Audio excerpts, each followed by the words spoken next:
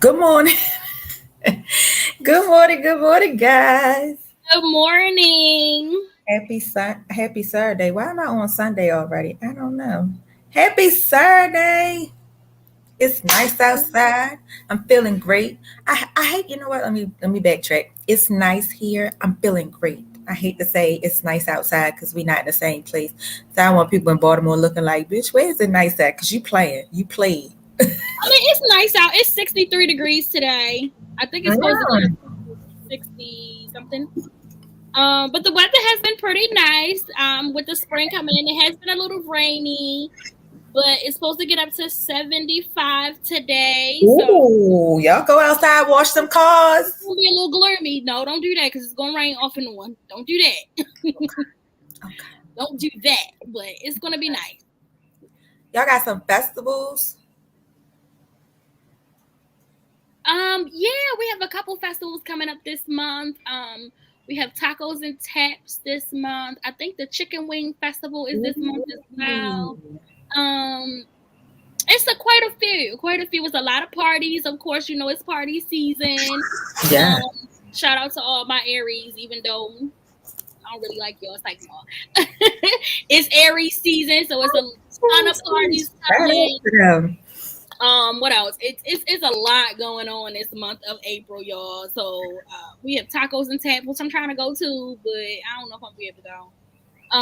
We got, I think the Chicken Wing Festival is this month too. Oh, y'all got a Chicken Wing Festival? Yeah, the Chicken Wing Festival is in the Chicken Wing Festival. I love some chicken wings. I can eat chicken wings every day. As long as they season right, I can eat chicken wings and fries. I can eat a chicken box every day as long as it's seasoned good. We have a food truck Tuesday. So every Tuesday, a whole bunch of local food trucks come down to, they call it the town center where they have everything at. And they just have every Tuesday at 5:30, they have all different types of food trucks, small businesses just come down and they just park their trucks. You can go out there and get a taste of everything on Palm Coast. Oh, nice. That sounds good. They always have a lot of stuff here. They got so much going on here. What else? I know for next week they having at the town, they call it town center. They are having an egg extravaganza for Easter, where the kids go out and they do, some little field games. They probably have like face painting, things like that. Last month they had Strawberry Festival. And they had like a little patting zoo out there. They had some horses you could get on. Gemma got on a horse. Of course, she wanted the biggest horse. That girl, she's going to be a daredevil. They had a small horse for kids that didn't really, want to get on and really. And then they had the big horse for kids who ride horses. She was like, I don't want the little horse. I want to get on the bigger horse. The horse is way bigger than you. I want to get on the big horse. That girl. But yeah, I love it. We have the Seafood Festival, Food Truck Festival, Crab Festival, Cheeseburger Festival. Okay, wait a minute now. They don't make seafood here. When is the Cheeseburger Festival? I need to find out. Yeah, honey, I'm about to look that up. They don't make the seafood here. My mother said they don't season your seafood. He said with the eggs now. Wow.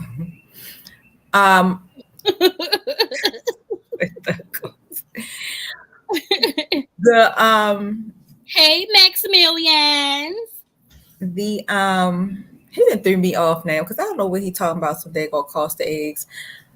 Where they even come from? Stop drinking early in the morning, sir. It's early for you to be drinking this morning. But yeah, so what else do they have? I'm trying to think what else they have going on. They just always having stuff here, mostly in Daytona. Daytona have a lot of restaurants and stuff where they play the live music. They have the live bands. They have a Jamaican spot in Daytona where they do live music and you can eat and sit. You can sit and eat and they have good food. Oh, that's what I was talking about, the seafood. Yeah, that's why I said he threw me off. The seafood. Down here, they don't season the seafood. They ask you if you want season after they already cook it. They come and ask you, do you want seasoning after they cook it? And you put your own season on there. Oh, No, today is today is National Autism Awareness Day. I wanted to just out there, being as though I work with in the autistic program for the Department of Education. I just wanted to let you guys know that April is National Autism Awareness Month, but today and tomorrow is National Autism Awareness Day. So just be mindful, throw on some little cute blue. You can wear blue, you can wear rainbow, you can wear anything you want, really. Just be mindful that today is National Autism Awareness Day. Today and tomorrow. It should be National Autism Day every day. I mean, you should always be aware of people with autism, kids and adults. I mean, that is true. A lot of people, especially now, like if you notice that, when it comes down to those police brutalities, a lot of them autistic Black kids that were getting, right, unalive, abused by, by those police officers and things like that. So you just want to be mindful, especially in schools too. In schools, they still bullying kids with autism and kids with special needs. They're still bullies. So you just always need to be mindful and be extra patient when it comes to people with disabilities. Be extra patient, be kind. It's not their fault. And that was my PSA for today. So PSA for today is on that note, get out there and live life and love life. I've learned a special needs hack for families traveling with special needs children. What is that? What is that, Nate? I learned a special needs hack for families with traveling with special needs children. And I saw it on TikTok, and I don't believe anything I see on TikTok. But I actually TikTok is very informative. Don't do that. TikTok gonna get banned. Do that. You gotta know who they worried about. Y'all so busy worried about Congress. So busy worried about banning TikTok. They need to be worried about banning these damn guns. Okay, we're not on the topic yet.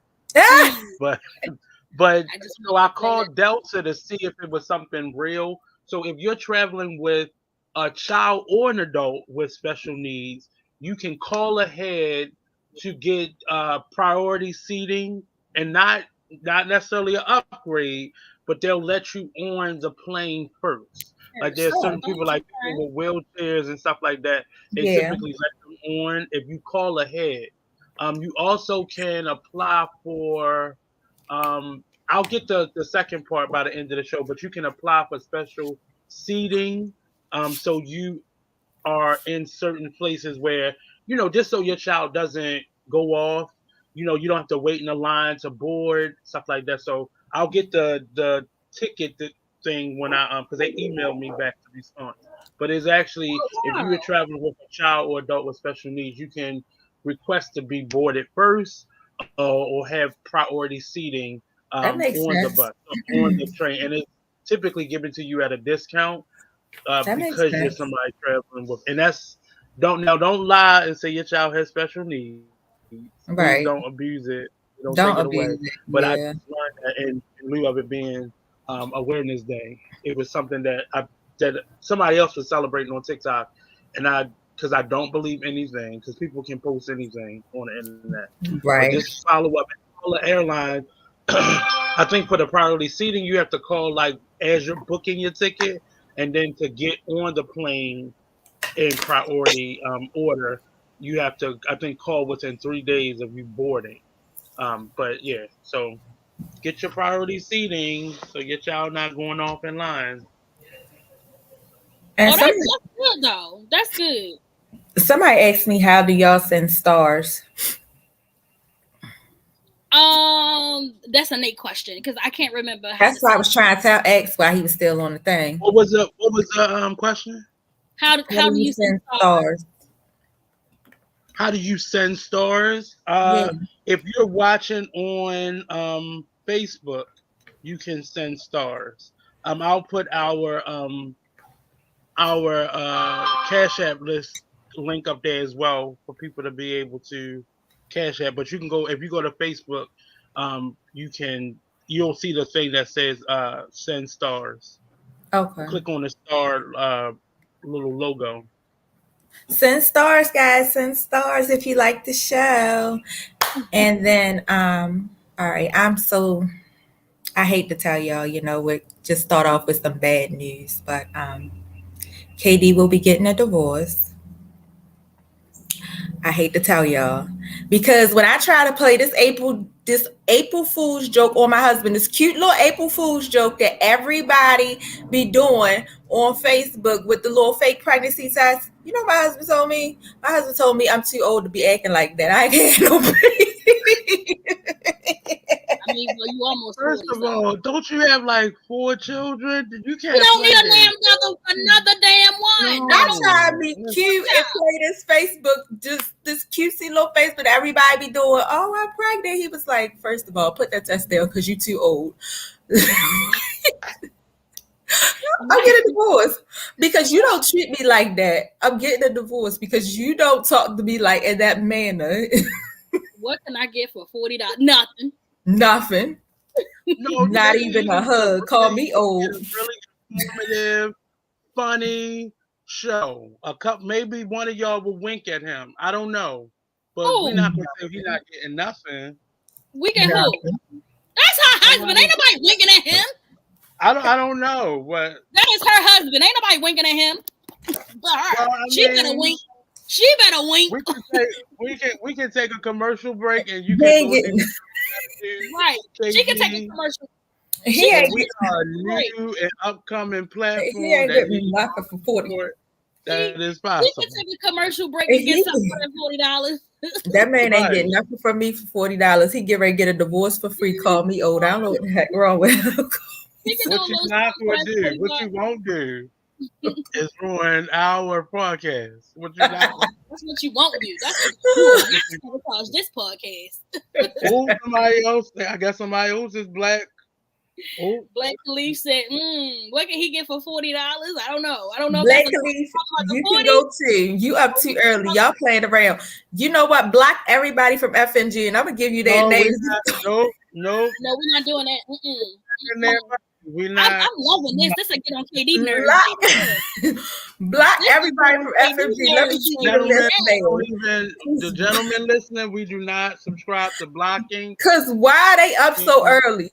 Because why these artists up so early? They ain't up this early to record. They ain't up this early when we gotta do a show. I have to basically act like a mother to get them out, but now all of a sudden they up this early. Why y'all up so early?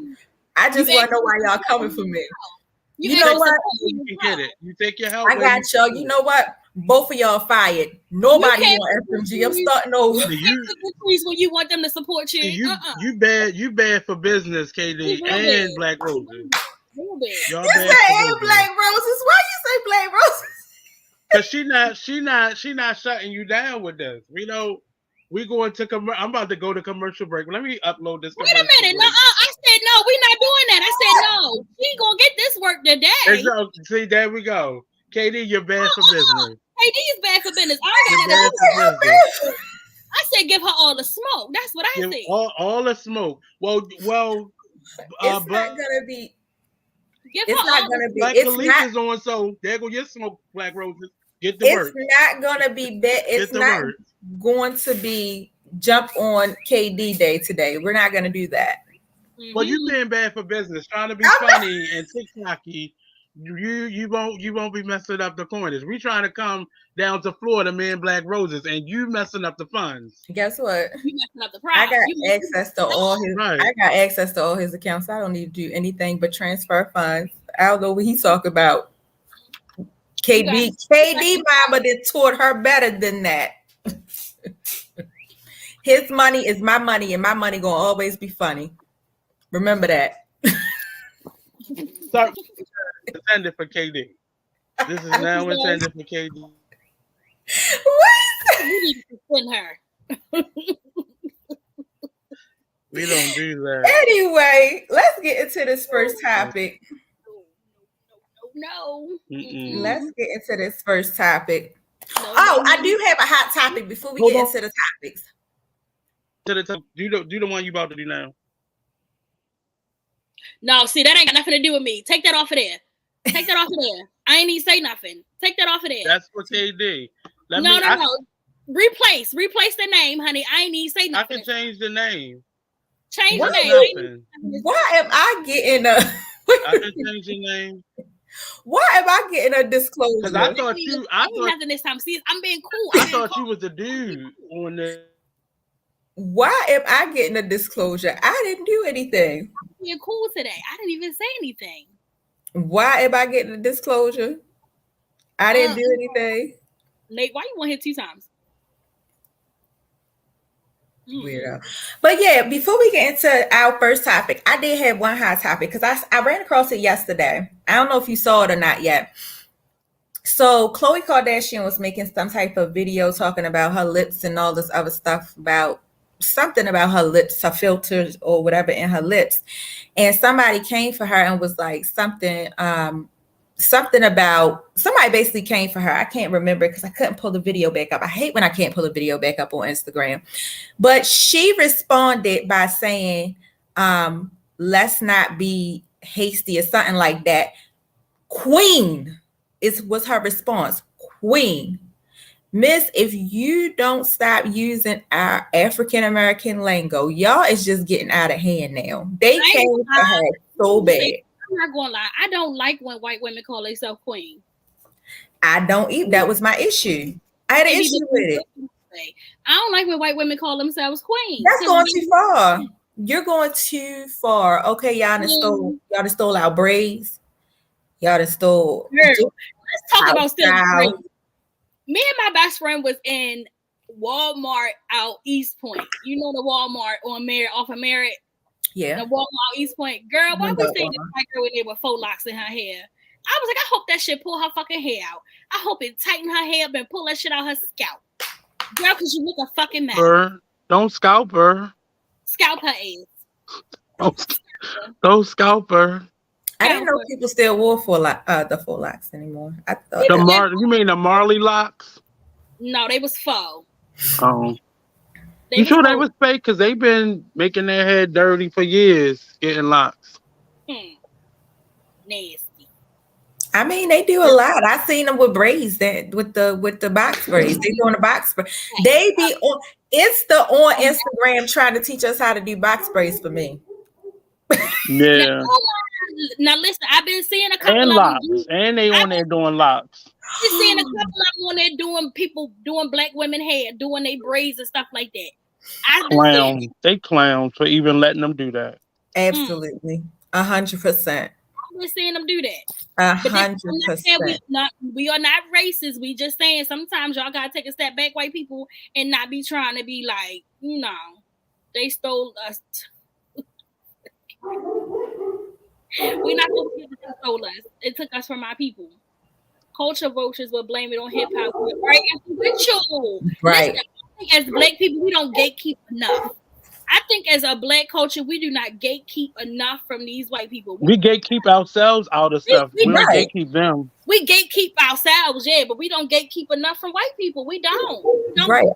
I definitely think that they need to go in on her for calling somebody some damn queen. I said, if I ever see her, I'm gonna punch her in the face. I don't like the Kardashians. Y'all know I hate the Kardashians. I hate everything that got to do with them. But for you to come out on fake Instagram and call somebody some damn queen, like you trying to check somebody and calling them some damn queen. Whew, they just get in my skin and irritate my soul. It's like, to me, this is my big thing about it. This is my big discourse about them. It's like they act like they're the first ones to do shit, and it's like, girl, motherfuckers been doing this. Black people been doing this. Like when Kim Kardashian came out with the braids, they was like, oh, with she the got cornrows. Like, girl, they is not boxer braids. Those are cornrows. Stop it. She came out what they call the Bo Derek braids first. Oh my god. The quote unquote Bo Derek braids. They call them braids. Girl, please. But when we went, we ghetto. We look ghetto. And that's another thing that I don't like. Purses. Black men be like, "Oh, black women wear fake hair," and it's like, you know how many white women wear fake hair? You know how many? They say she's a white woman again now, so y'all ain't nothing to worry about for a minute. White woman again, Chloe. No, Kim. Oh yeah, Kim back being a white woman now. She done got her little white boyfriend. Well, she broke up. She got that black man child support check, so she can afford to be a white woman again. Yeah, she can afford to be a white woman again. I feel bad for their kids because their kids is gonna be so damn confused when the right person check them. The kids gonna be so damn. I don't know. With it being as though like Kanye is kind of more like self-aware and more self-conscious. I still think that he still got a little problem with him. I just also, that's your fellow Gemini.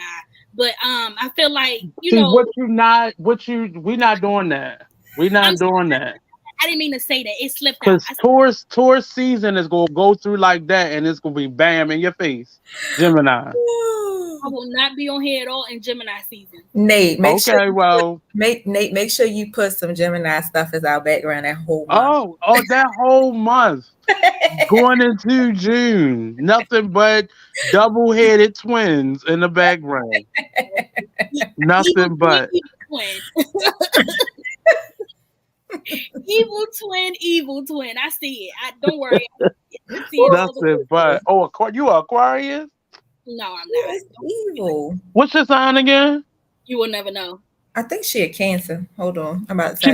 She might be a Scorpio. No, she's Scorpio. Her birthday in July.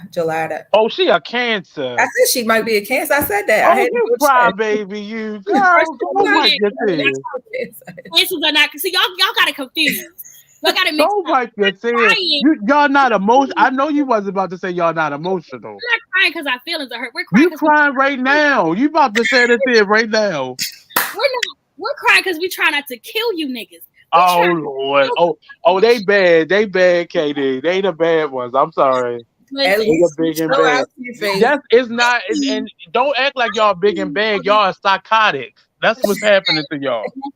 That's not big and bad. That's psychotic. That's mental breakdown. That's what that's called. At least we show our two-face. Y'all gotta watch them. Exactly. Don't act like y'all so hard. Y'all not hard. Y'all teddy bears with psychopathic tendencies. Right. Keep thinking that. Y'all keep thinking that if y'all want to. I can see BlackRoses now sitting out somebody's house with them. Virgo. Is that Taurus? What's that? That's Taurus. That's Taurus. That's coming up. Taurus coming up. Yeah. Oh Lord, we got a Sagittarius. Watch out, y'all. Yeah, that's Sagittarius. It's Sagittarius. You ever heard somebody say Sagittarius like a terrorist? That's a lot to deal with. Exactly, because they are lethal individuals. That's a lot to deal with. They definitely throw rocks and hide their hands. That's throw rocks and definitely hide. Say it one more time. I just want to make sure somebody else is able to tell him. I guess. I've been doing my astrology reading up during this pandemic. You won't catch me slipping, no boy. Every day. They say you won't catch me slipping. And I grew up with a Cancer in my house, and you can't tell me nothing. 2 of them.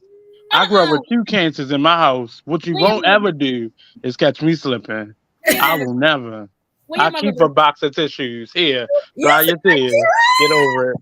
You got a box of tissues next to you? Always. I keep a box of tissues in my bag. Like Rose, you got a box for Cancer. When's your mother's birthday? July the 16th, and my grandmother's was July the 5th. Oh, your mother's birthday the day before mine. See, you know what? I get it now. Okay, I get it. It is completely clear to me. I just knew it. I knew something was wrong. I knew it. Don't do that. I knew it. Don't do that. Don't do that. I knew it. All right, we getting off top. What's that say? Damn skull head on. That's the Aries. Aries. I don't know. Oh, that's the season we in right now, right, Aries? No. Y'all might be a little loyal, but loving. Y'all are very toxic. Every Aries I know is very toxic. What you mean? No, we're in Aries season right now. I think Aries season about to close out though. Define your toxic. What you mean toxic? They toxic. Like what do you mean? They just toxic people. What is your experience? With an Aries? Talk about one particular person. No, I'm talking about. So, my sister's an Aries, Ashley's an Aries, Nikki's an Aries, and Sharon is an Aries. And my other sister, Kenya, she's an Aries. All of them are very controlling, very toxic. But they sneaky though. They'll go along, and the whole time they not with it, and then they go blame you and bash you at the end. Who you talking about? That's an Aries, kid. I thought when you said they was toxic, I only thought of one of your friends that you don't like, that you no longer talk to, that's very toxic. That's what it came to. You said we are not toxic. Oh, we know it's true. Aries are the definition of toxic. Okay, you look under toxic, and it's got all your faces under smiling. A big group picture of y'all smiling. Go like this. Like the movie. Like the movie. Like the movie smile. Who you talking about? Who is my friend that's an Aries? Who? That girl, I can't remember her name. The girl with the locks. No, she's a Capricorn. She's a Capricorn. Oh, they are money hungry. Mm-hmm. And sneaky. Let me shut up because one of them might be listening. Sneaky. Very. It gives very sneaky vibes. All right, come on. Let's get to this first topic. Come on. Oh, don't be rushing. That's what you got to do. She gotta go take that commercial break. That's what it is. I don't take no commercial breaks. How this show ran so smooth last week. What? We was it out. See, last week our true Cancer came out. We was emotional the whole show. You was too, so stop acting like that. Yeah, but that's because cancers rub off on you. Oh wow. And I didn't have the other Gemini to balance things out. So right, hard in the paint right there. Why do y'all call me hard? I don't know. You are KD. I'm sorry. You are a lady man. I'm sorry. Right. Yeah, I'm sorry. That's the homie. That's not the homie. Why our stories are up to. Now y'all done started something. This man is tit-tatting on the window. Like, what time is it? I don't have time for this. Commercial time. We about to take that commercial break. Go ahead and log off, man. They got this. This man gonna come to the window talk about something. What time? Get your ass away from me. Go ahead and, you can go ahead and cut your camera off. Man, they be right. Let's go to this topic. Man, they be right here, won't we, Nate? Right. That's what he better go do. We trying to get to Florida. You fucking things up. You already in Florida. Okay. This man better go take. He better go take. Selfish. That's the selfish side of the Gemini. She's so selfish.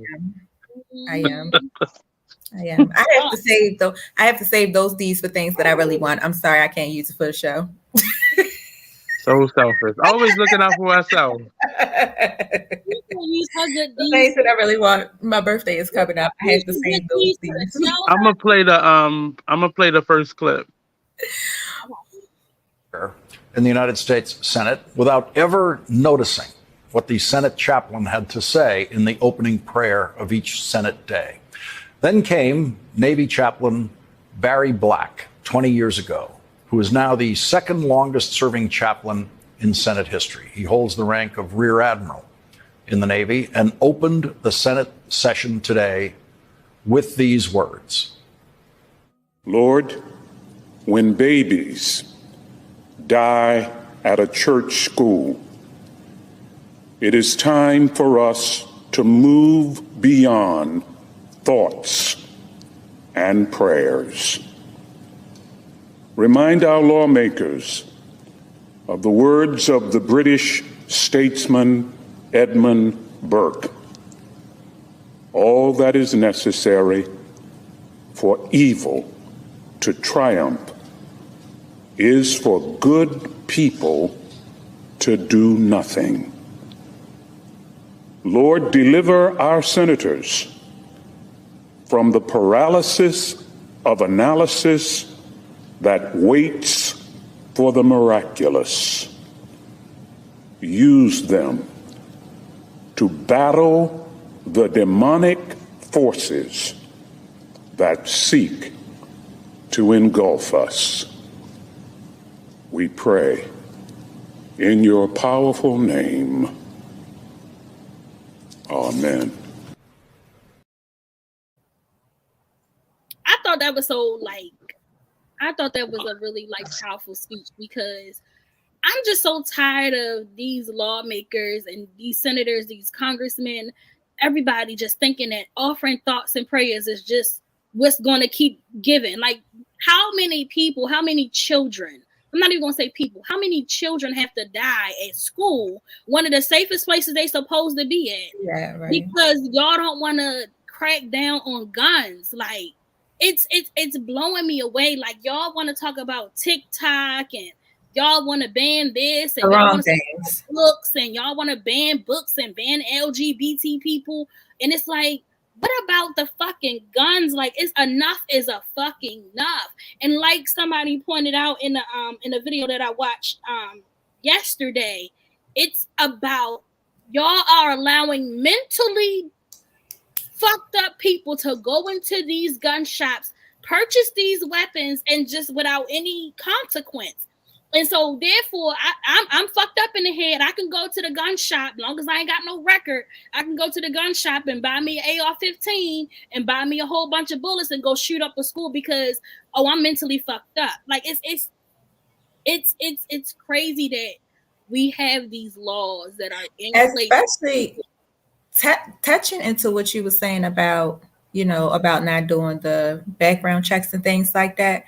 It's crazy because I know quite a few friends that did the bypass surgery and the weight loss surgery. And that's one of the things that you have to qualify for. You have to have a mental state. You have to have a good mental state. So the fact that you have to have these mental evaluations just to do a surgery to save your life. To be a cop, you have to have a mental evaluation. But listen, you have to have an evaluation to do something medical to save your life. Exactly. But you won't. But you don't have to have a mental person to come in and purchase a gun. Listen to that. A mental evaluation. Listen, I know, because when I was trying to go through the process of getting the gastric sleeve, that was one of the things that I had to do. I had to go see a psychiatrist. I had to go see a psychiatrist to make sure I was doing it for the right reasons. And I'm like, what other right reason would be that I'm fat and I want to fucking lose weight? But like you said, you have to go to a psychiatrist to get a gastric bypass or a gastric sleeve. But when it comes to purchasing a fucking gun, you're fine, girl. Go ahead. As long as you ain't got nothing on your record, as long as you ain't no mass murderer or nothing like that, or have any previous convictions of being a murderer, you're fine. Like, what? No, the fuck I'm not. And it's like, look at the guy, the crazy man that walked up on the 17-year-old that was standing outside waiting for his ride, and he walked up on him and stabbed him. Did you see that video? No, what was it? That was not too long ago. David, Max Millions, he pulled it up for me. Hold on, I have it in my Instagram. He walked up on a boy, I think it was in California. He walked up on a little boy that was standing outside waiting for his ride after school. He had this huge damn knife in his hand, and he just started stabbing him. He stabbed 2 people that day. He killed 2 people that day. Oh my God. And it's so crazy that we are in a country where mental health is just not even taken serious. It's not. It's like we talk about it, but we sweep it under the rug. But it's like when it comes to mental health and guns, it's like, oh no, we don't cross that. But just to add a 2 cents, it's not simply a mental health issue. Because a lot of these individuals, they aren't the ones going to get the guns. Often, if you see, a lot of these guns belong to parents or someone they live with. So it's not simply them being able to do just simply, I think that is necessary. You should definitely, because the gun that keeps killing people is a gun that you should not even be going hunting with. It's typically a gun that's used during warfare to annihilate something. If you shoot someone with that style of gun, it is simply, there's nothing left of them. So of course, just get a mental health check, but we can't keep blaming the mental health community on this problem. It is the Republicans not wanting to restrict their gun usage and them making it about, now they're using the excuse of mental health, but it's really them not wanting to lose, them claiming that we want to annihilate all weapons. It's not even that. It's now that the person who did the shooting in Nashville was a transgender. Now they're like, see, we told you the gay people are doing it. It's the gays. It's the LGBT people. They're doing it. And it's like, no, bitch, what about the other fucking thousands? What about the guy? What's his name? Kyle. Not even that. What about the white boy? What about the white boy who went to Buffalo and shot up the fucking supermarket? Right. Only black people. He was a straight up white boy who thought who thought that we were trying to start a race war. Like, that's what the fuck he was. He wasn't gay. Look at Dylan Ruth. He was straight up white. Went into that black church and shot them fucking people in the church. The guy that went into the gay bar and shot up the gay bar, and the father came on social media and was like, "Wow." The father was on drugs. I'm sorry, the father was on drugs. Really. Yeah, he came on social media and was like, "Yeah, because we don't condone gay and that was his excuse for his son going in there and shooting up the gay bar." What's pissing me off is that you have these lawmakers who are focusing on the wrong shit. And it's like, y'all are so worried about shit. Y'all are so worried about banning books. Y'all worried about banning drag shows. Y'all worried about banning all of these things. But nobody is talking about how we can fix the gun problem in America. Like, we have a really bad gun problem. Well, they're gaslighting. They're gaslighting us. This is what the true definition of gaslighting is. They are gaslighting you. They're taking the focus off of the guns and be like, see, look what they teaching your kids. Don't worry about the guns. Don't worry about your kid going to school and not being safe. We talking about what's being taught in the school. See, you could take them to school now. If they get killed, that's on you. I don't know what to tell you about that one. But listen what they teaching your kids. Listen to how they got your kids watching drag hour. They got drag queens coming to the school reading to your kids. Like, look how easily they change the laws on abortions. Look how easy. And that's the same principle, but they do not want I'm trying to figure out what is so important about specifically this gun, because they're trying to make it seem like we want all guns off the street. Yes, no. I do, but the bill is to help get that specific gun off the streets, and you have to do a couple extra steps. You can't just simply walk into a gun festival and buy a gun, or you can't walk into. I think Kmart used to sell them at one time. And Walmart stopped selling them. Guns, yeah. Right, but now they don't. But at the same time, you could just walk in there and get it as long as you had your ID. Right. And there wasn't any steps to get there. And people are trying to restrict the steps. They don't want the steps anymore. They want you to just have access to. Who needs 150 guns? Who needs 50 guns? Who needs that? I understand you may do this for sport, but come on now. Like, you're not. And the problem is you're not getting your child fixed. Mm-hmm. You're not getting your child's mental health fixed because they're going into your gun closet because they're being bullied and going to shoot up people. That's how most of these have happened. Very few of them were adults going into the schools or to places. A lot of them were children. And that's exactly what I was getting ready to say. You most of them are children. Y'all not paying attention to these kids being bullied. The bigger issue is these kids that are being bullied and they're not paying. It's being swept under the rug and it's not being paid attention to. They just kind of looking the other way. If you stop it right there, if you nip it in the bud when it comes to that bullying, and you sitting there and you watching these kids, you can tell, you can look at a child's the way they act, the way they sit in class, you can tell that something's going on, that something bigger is going on. Pay attention, have these conversations with these kids. That's the biggest thing. It's a lot. It's a lot. Like, it really is. We have, during the pandemic, I get it. A lot of people lost their lives to COVID. When you think about it, we didn't have any school shootings. We didn't have any mass shootings. We didn't have any mall shootings.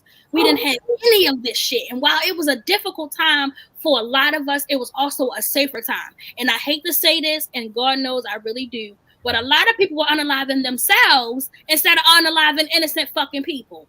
Like, unalive yourself. Why are you unaliving other people when you could just do it to yourself? Like, it was shit like that just bothered me.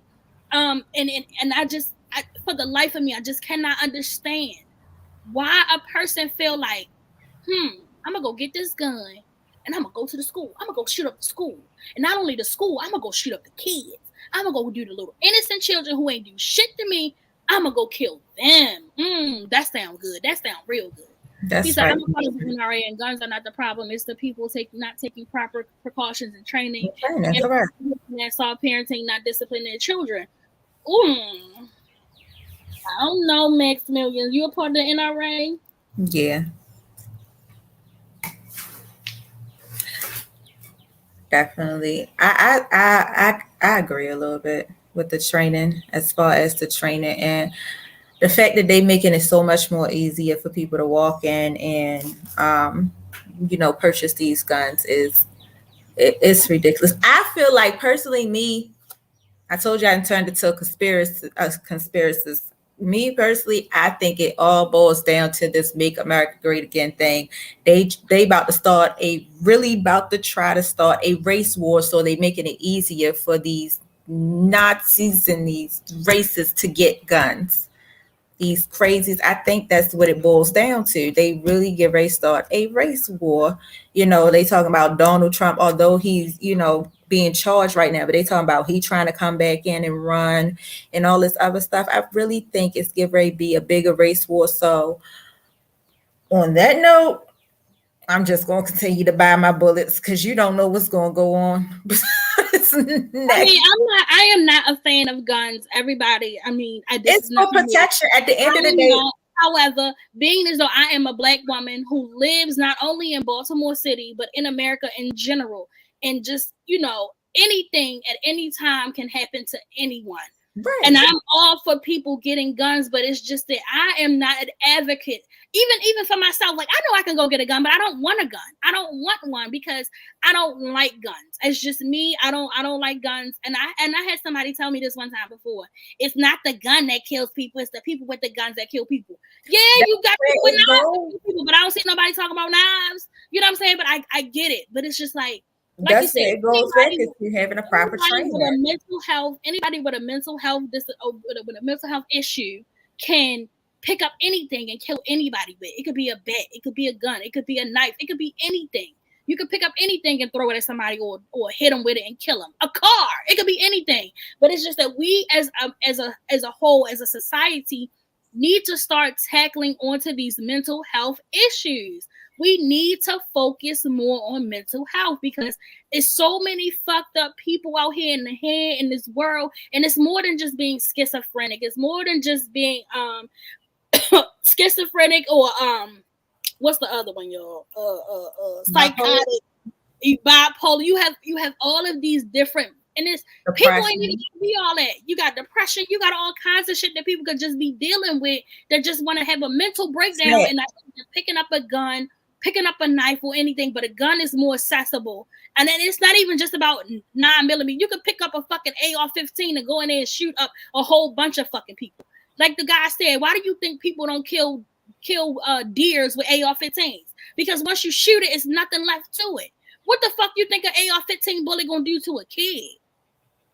It's nothing left today. It's gonna be nothing. They're gonna be obliterated. So it's like it's just, I don't know. I just don't like guns. I am not a gun person. I am not one of the ones that want to have a gun collection. I don't want that shit. And my sister like, why don't you go get your gun license? Because girl, I'm not worried about that shit. I don't want that shit in my house. I just don't. I just don't. I don't know. It's just, I have a thing with guns. I'm sorry. I just don't like them. I don't like them. So with me, I'm opposite. I don't know why. It's weird, being under the circumstances of what happened to my brother. And, everybody knows, of course, he was killed by a gun. For me, it just kind of triggered something different. I wasn't really a gun fan at first. I hated guns. I was like, oh, I'm not dealing with guns. But for me, it kind of triggered something. And for me, it's a therapy. Not shooting people, but like guns, going to the range and stuff like that. That's my therapy. Going to the range, shooting off a couple of rounds. That's my therapy for what I'm dealing. Well, that's not all of my therapy, outside of seeing someone, but that's part of my therapy. And not to say I'm a killer. I got this killer mentality. I don't. It's just for me. So I don't have an issue with getting certified with carrying a concealed weapon, especially now. For me, it's watching these videos about, let's just go back to, let's take, for instance, all these traffickers that are following the parents around in the Walmarts and trying to take your kids, or going early. I'm an early shopper. So for me, going to Walmart is 7:00 in the morning and you got somebody following you. For me, it's more of a protection for myself because I am a woman and I'm going to Walmart at 7 or 6:30 in the morning because I'm an early person, or I like to go later on when it's not a lot of people because I have anxiety. So sometimes I like to go to the store when it's almost like 8, 9 o'clock. And, just thinking, I kind of had something like that happen to me when I went, one time I went to Walmart when I was still living in Baltimore. I noticed this black guy, he was kind of hanging around near the front, the customer service counter. He was just kind of hanging around, and I had paid the bill at the Walmart. And I think the bill was about $1,000 or so. So, doing that, I'm already watching my surroundings, pulling out that kind of money. I'm already watching my surroundings. And it was like, I don't know if it was coincidence, but I still took it as a precaution because it seemed like every time. So I went and I paid the bill and I did some shopping around Walmart. And I noticed that this guy, he just kept popping up. Every aisle I was in, he kept popping up. And then he ended up leaving out the store the same time I left out the store, but I parked my car right to the front. And he started walking my way. And that's the first thing I did. I did not have a gun, but I also keep a knife on the side of the door. So the first thing I did was open the car and I hurry up and grab that knife.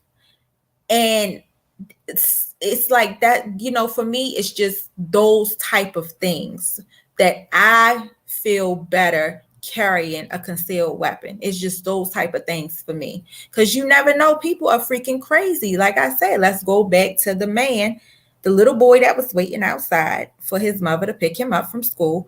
And the man just walked up to him and started stabbing him. That goes back to mental health. That also goes back to mental health. So it's two sides to mental health. It's not just about people going in and buying guns for mental health, but a person like me, I want to protect myself from some crazy nut when I go take my morning runs at 7:00 in the morning and some crazy nut or some rapist or something pops out of the damn woods and starts following me. You gonna get got. Another thing is, when you living in certain areas, people still, you got to think about the crimes that are still going on. I just seen something on Instagram where they're warning people because these girls, and it's a group of girls and guys, and they're walking around pretending they're door dashers just so they can get in your house. They pretending that girl walks up and rings the doorbell and holds her phone out, pretending that she's a door dasher with a bag, but they're going to the house, of course, and pretending that, I got the wrong house. And while the person comes to the door, it's 4 guys sitting in a car and they bum rush and rob the person's house. All those things are things that I think about when I apply, to carry my conceal, when the reason why I want to have that type of protection in the house. Y'all call me wrong. Y'all call me whatever y'all want. My kids know how to shoot. We take them to the gun range. They know how to shoot. The reason why I feel like it's okay to teach them how to shoot these weapons is because the white people, number one, the white people are doing it. If you go to these gun ranges, you see these daggone white people, they training their kids to kill at 12.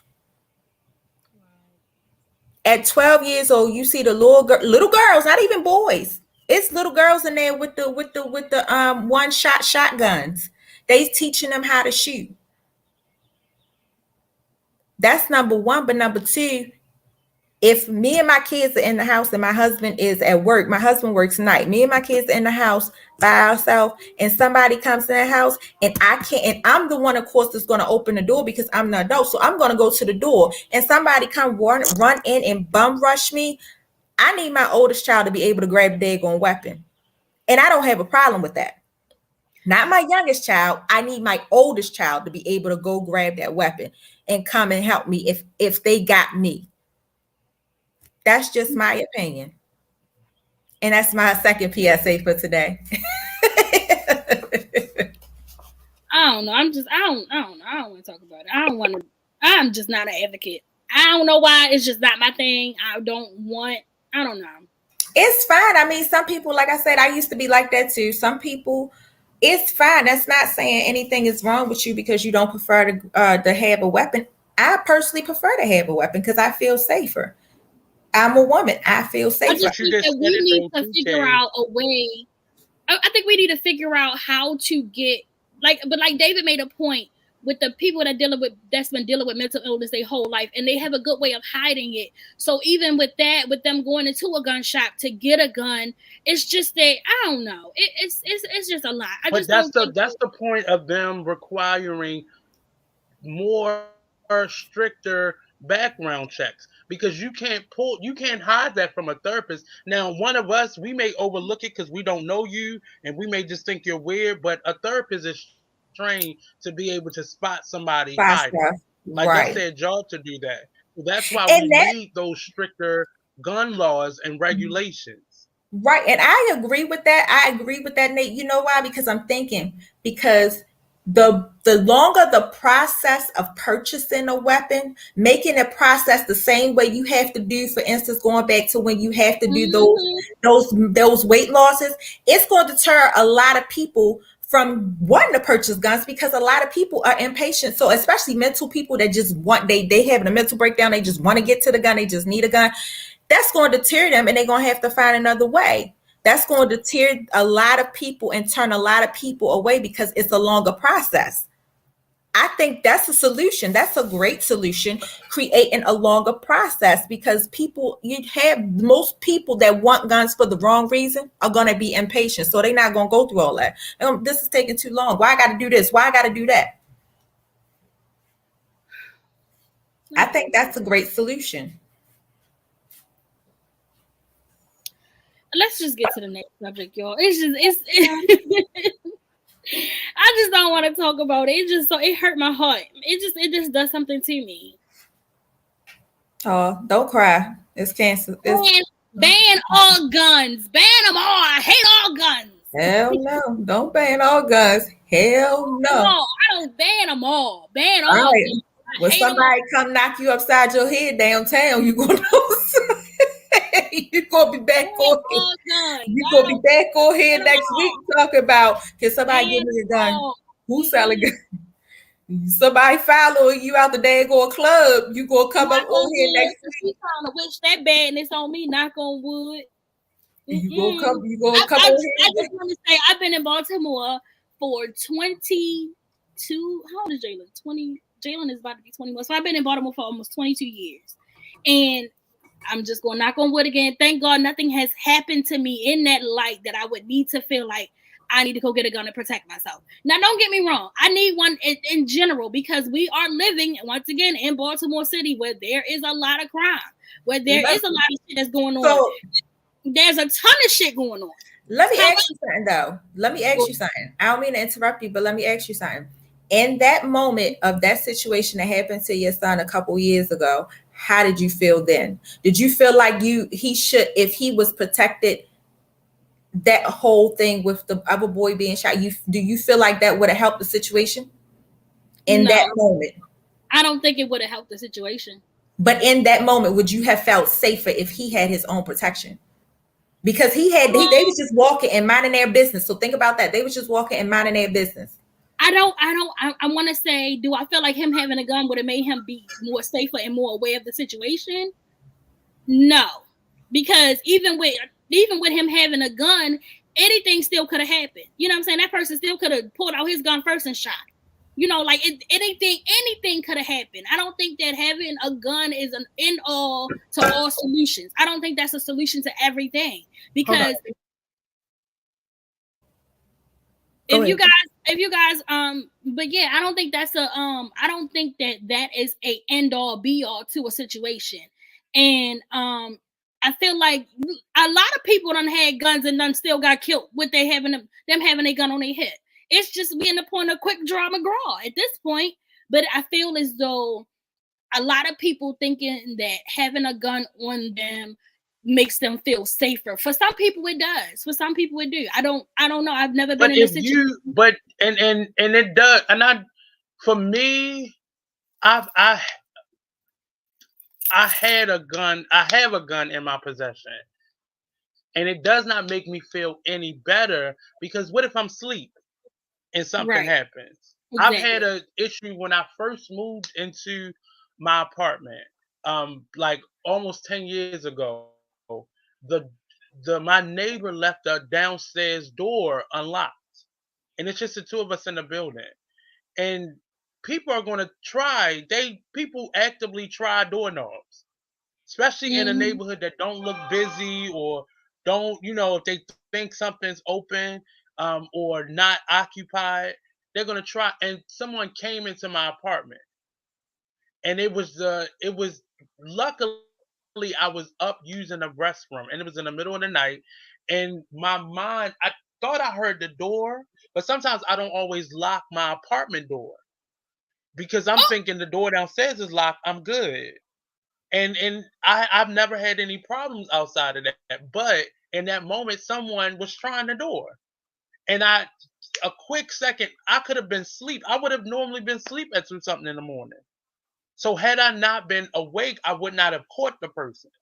And so guns can make you feel safe. But if you don't have access to them, or you're coming into your home, or someone can catch you off guard, and I think not just a mental check, but are you ready?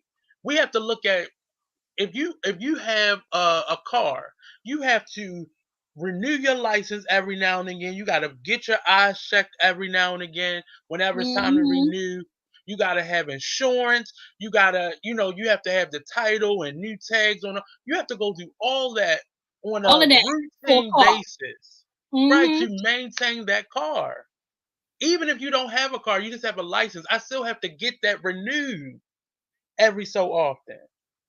I still have to, get the sticker checked. I forgot how often you gotta get the sticker checked on it. Every 2 years, you gotta get it checked by you gotta make sure your car is running. The fumes from your tailpipe isn't. You gotta get emissions. Right, emissions, and that's something that is not just a one-shot thing. You got to continuously get that. You don't get all those things because you've been in an accident. You got to get insurance even before you've even driven the car the first time. Right. Like, so what is so detrimental about someone owning a gun? And I understand us, wanting to feel that sense of protection. And if you're in the NRA and you own guns and such, more love to you. But I still remember the case of Philando Castile. He was a gun owner, and look what happened to him. He still got. He wasn't even drawing his gun. He was drawing his license, and look what happened to him. Like, but we are so stuck on I have the right. Well, no, you don't, because when other people's safety is at large, you don't have that right to do whatever you want to do. We are not living in colonial times where they're just. That's a good point. You have all of these things in place, but like you said, like your car. Even with buying a house, you still got to get that inspected. You got to go through all of these different steps when it comes to buying a house. You got to go through all these different steps when it comes to getting, like you said, your license. You can't ban guns, but not. I'm not saying completely ban them. I get it, but wait a minute. But who's to say you can't? Because Roe versus Wade was a right. And look how they overturned that. You get what I'm saying? Like, but that's another story for a different show. I mean, Roe versus Wade. But also, they're not the people fighting for gun legislation. They're not trying to ban guns. They're not trying to ban guns. They're specifically trying to ban what is it? The AK, the AR 457, AR-7. Specifically, they're trying to get that gun. Right, they're trying to get that gun banned, and similar guns, because they do nothing. I mean, I can see them being a collectible item, but outside of that, they should not be used. They should not have the average individual. If you're not that's a like soldier, you should military not have grade one. style shit. Like that's some shit that the military. Is military. It's not like that is a military grade firearm. I just Whoopi think Goldberg that made a great point on the view that I can buy a tank. She said I can't go buy a tank. She can't go buy a bazooka. You can't do those things. Why? Because they are military grade or army grade. If that's the case, I can't go just buy a rocket. I can't go buy a rocket and just blow some shit up. I can't go buy some fucking grenades and just throw them bitches in the back. I can't go get a cannon. I can't go get a cannon. Why can't I get a cannon? I can go get a cannon. I just want to shoot it off on the 4th of July. Shot. I shoot it back to ops. Comfortable get closer, but I'll shoot it back. I don't have any ops, David. I don't know about the ops situation. I don't have any ops. But I get it. I get what you're saying. I don't know who the guy is. If you have ops where you need an AR-7 gun, if you got this kind of ops, baby, just move. Just move. I don't know who the ops is. I don't know that man. Moving ain't gonna help you if you got ops like that, sir. I need you to just lay move down out the country. and take just move out the country. No, you gotta think about I no. When you think about that type of thing, you gotta think about the guns that are already out there by all these racists and that already have these guns. Your little 9 ain't gonna do nothing, and they got these daggone military grade guns coming in your house because they don't want you in their neighborhood. True.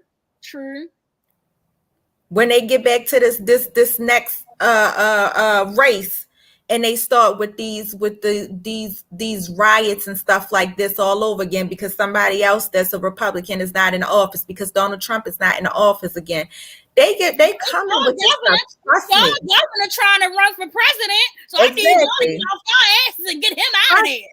Trust me, that's what I'm trying to say. Trust me. Trying to run for fucking president in 2024. We don't need his ass up in office. These riots. We don't need Joe Biden either, but we don't need Ron DeSantis ass either. He not running if he get that indictment. If he get those charges to stick. We not talking about Donald Trump. We talking about Ron DeSantis, the governor of Florida.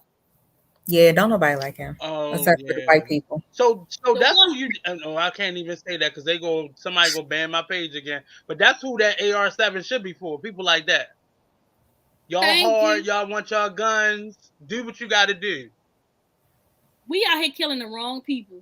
Absolutely. I 100% agree when it comes to what's it called, Zimmerman. I 100% agree. Y'all letting these people walk around. Kyle, whatever his last name is. Y'all still letting these people walk around. Y'all still letting them. Well, why is we still letting them? Somebody made a good point. I don't know if y'all seen that video that surfaced with Tekashi 6ix9ine getting banked. And they was like, y'all doing the most to get him. Y'all doing the most to get him, to bank him, and y'all going out of y'all way off this street code. Why is Zimmerman still walking around free? Why ain't nobody got him when y'all going out of y'all way to get Tekashi 6ix9ine for whatever he did? Zimmerman, if y'all are listening and y'all want to chime in, the judges, the crooked judges, all of them. Absolutely.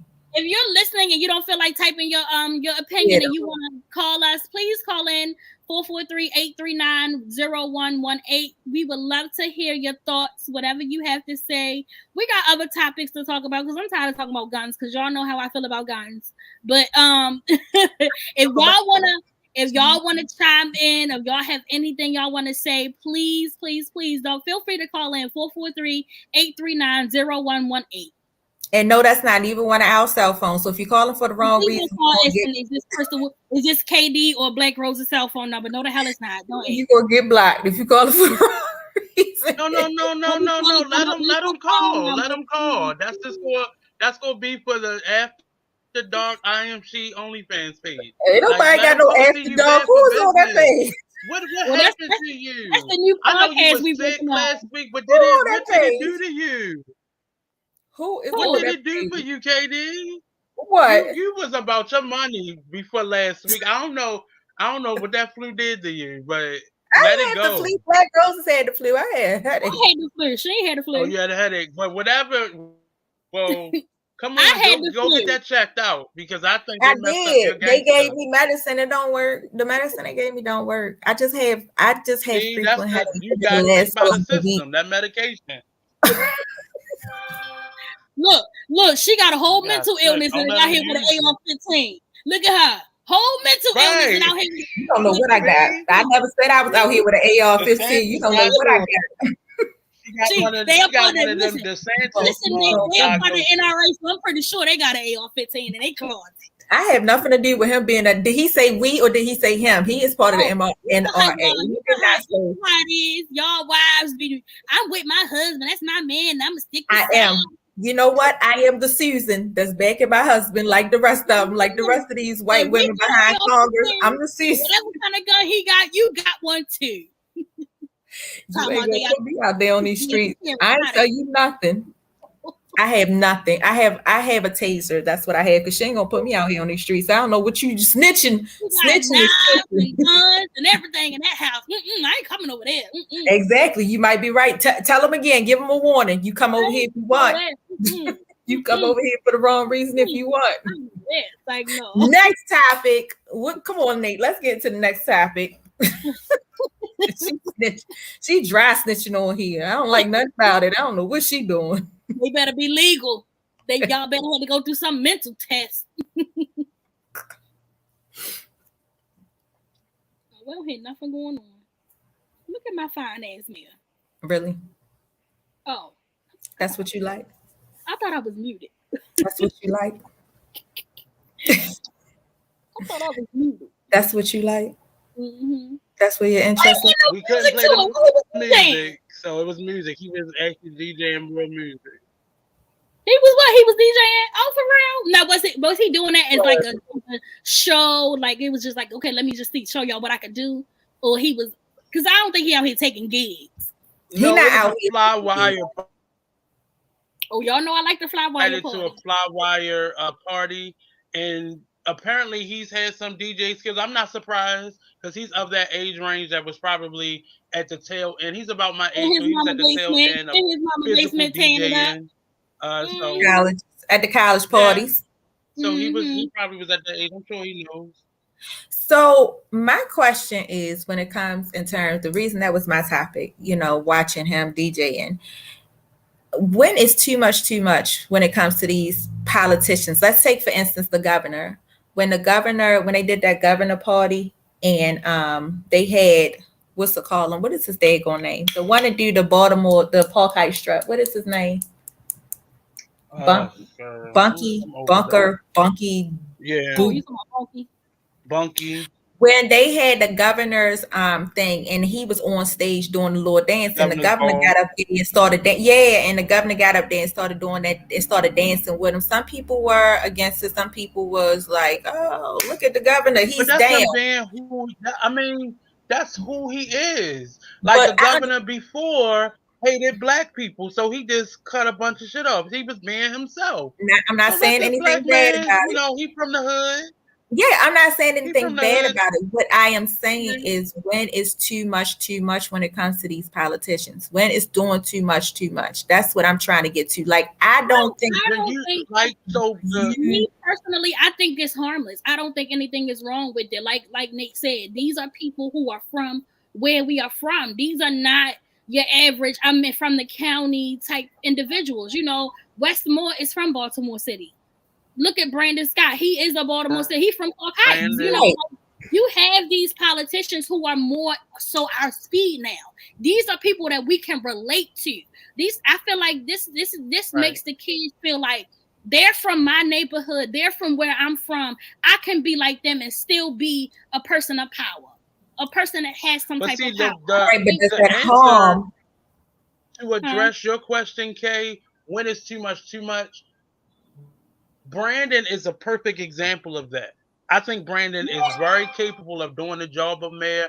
I think he's very book smart. But what happened to him is when too much became too much, he began to pander to all of those people who he wanted to, who helped him get into office. on one side. But as his term has grown on, he realized he had to also pander to the other politicians and the other people, not just the quote unquote friends that helped him get in, because those same people that helped him get in, now that he's having to split his attention, they're now going against him. They kept saying how soft he was. So he went on camera saying, man, fuck y'all. I'm going to do what I want to do. I'm the mayor. And that became too much because that wasn't his initial agreement with those people. So now those same people are turning their back on him. That's when, for me, that's when too much is too much. Like, you cannot pander to any one particular person. Obama could not pander to the black community because he wasn't the president of Black America. He was the president of America. Of the United States, so right. When they try to pander or specifically pander, it becomes too much because Brandon is not a homeboy like that. He's not built like that. I don't know. I'm not friends with him, but I know him from being around the city, and he's not thorough like that. Shorty put your mask on is not his, like that. Like he's one of them kids from the hood, but he's not that kid that was like in the street. You can tell, but you can tell that. You can tell. You like Nate said, he's pandering to the people who calling him a chump. We saw him get punched and he didn't do shit. We know that's you. You're not no fighter. We didn't want you in there to be a fighter. Yeah, but I feel like that hell yeah. Yeah, but at the same time, I understand what you're saying, but at the same time, if you're in that status, if you're in that stature, so you know where does when you go on to become anything in politics, you start off with being a senator, then you start off with being the mayor, and then you move on to you want to move on to the next office, the next higher office, but you have an end goal as to what office you want to be in. So I kind of feel like the things that he is doing right now, although I agree, it's fine, because he wants those kids to, feel more comfortable with listening. That's my man. Okay, I'm gonna listen to what he's saying. At the same time, you got to think about these white, like you said, these white people, these uppity people, and where that's going to take you, how that's going to damage your next move. You understand? Are you speaking about Brandon or Wes? Brandon. Wes is fine. And Wes. Well, because he's about to start, because that the same way they feel about him is the same way they felt about Obama, the same way they felt about Brandon Scott. But the difference is, I'm not gonna say the difference.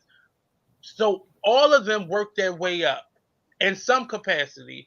Brandon was president of the city council. Before that, he was one of the interns, and he worked his way up and was a community organizer in that way. He just did it in a space where Black Lives Matter became a movement, so younger people were being looked at as more responsible than older people were, who became career politicians. So he was able to get in on that. That door is closing very fast now. They're not going to continue to let younger people in because of what Brandon has had to do with pandering to various friends who are in charge of various grassroots organizations or certain parts of the city, certain artists and such. They're not going to let that happen. The older people are going to fight hard, rather, to let that happen. But I don't have an issue with you being a Black politician, making it or having their say or get what they need.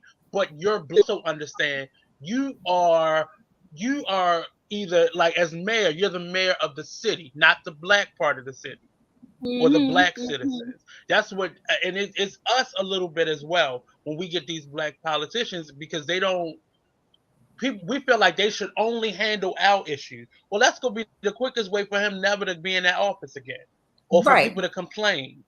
Look at what happened to Marilyn Mosby. The moment she began to be, and she started off like that. And what happened was she got kicked out of there when she had to do her complete job and not just getting these officers arrested or getting them brought up on charges or getting your Uncle Pookie out of jail. When she couldn't do that, then we turned on her. So we have to do our job as citizens also to make sure that we're not told that they are only the mayor or the comptroller or the governor of the black citizen. So it's a balance, but yeah. And Max said, but his image on the big stage could. Well, I can't read it anymore. I'll put it But back his up there, image, sorry. but his image on the big stage could stunt his growth for more and dilute his influence among other politicians. That's true. That's true. I definitely agree with that. That's what I was But trying to all get those to. politicians are for the people. I don't think he should be focused on what other politicians think as much as what the citizens of his or whoever he's over, what they think. But I feel What like, his politicians think is irrelevant because they're in service as well. but at the same time, you got to think about it. Although they keep saying, you vote, and whoever's voting, the community that's voting is what gets you in office. It's not. It's the politician. I feel like it depends on with his political career, because like the only person that's went on to do big things when it came to being a mayor was, I think, Governor his name was on the tip of my tongue. O'Malley became the governor. I don't think it was no other I don't think it was any other governor any other mayor of Baltimore who went on to be the governor of Maryland. I don't know. I may be wrong, but from my knowledge, do you think it's because of his race? I don't know. I think it has a lot to probably do with race. Look at Stephanie Wallace Blake. She did not go on to be anything, any other political being in, with her political career. I don't think that who else? Fucking Catherine Pugh went to jail, so that ain't nothing. Like, it depends. For me, it's like I want to know where he planning on going with his political journey after being a mayor. True. I think he has, looking at him, I got him being somebody to say I want to be president. He does not have a scandalous background. I think the only thing that may be scandalous about him is people are accusing him of being, I don't even want to put it out there, but gay. And I think that's been the only thing other than him not being. But if he came out, if he came out and announced, if he came out and said, hey, I do have a partner. What does that have to do with anything? That has nothing to do with the way he's been running the city. But you can see that. BlackRoses can see that. I can see that. But let's not pretend the black community gonna be cool with that. Okay, there's a lot of closet niggas in the community too. But what I'm saying is we're comfortable with you hiding yourself. But wait a minute, you step out and want to do something with yourself? I'm not saying he's in the closet. We were talking about, they're saying that, that may be the case, that he may be gay. And what I said was that I don't see what that has to do, what that would have to do with anything. You say he's not BlackRoses? What I'm hearing is far from gay. So you say he's saying that. So you say is that one of your is that how you got to come downtown? From what I'm hearing, you got to come downtown? Are you trying to admit something?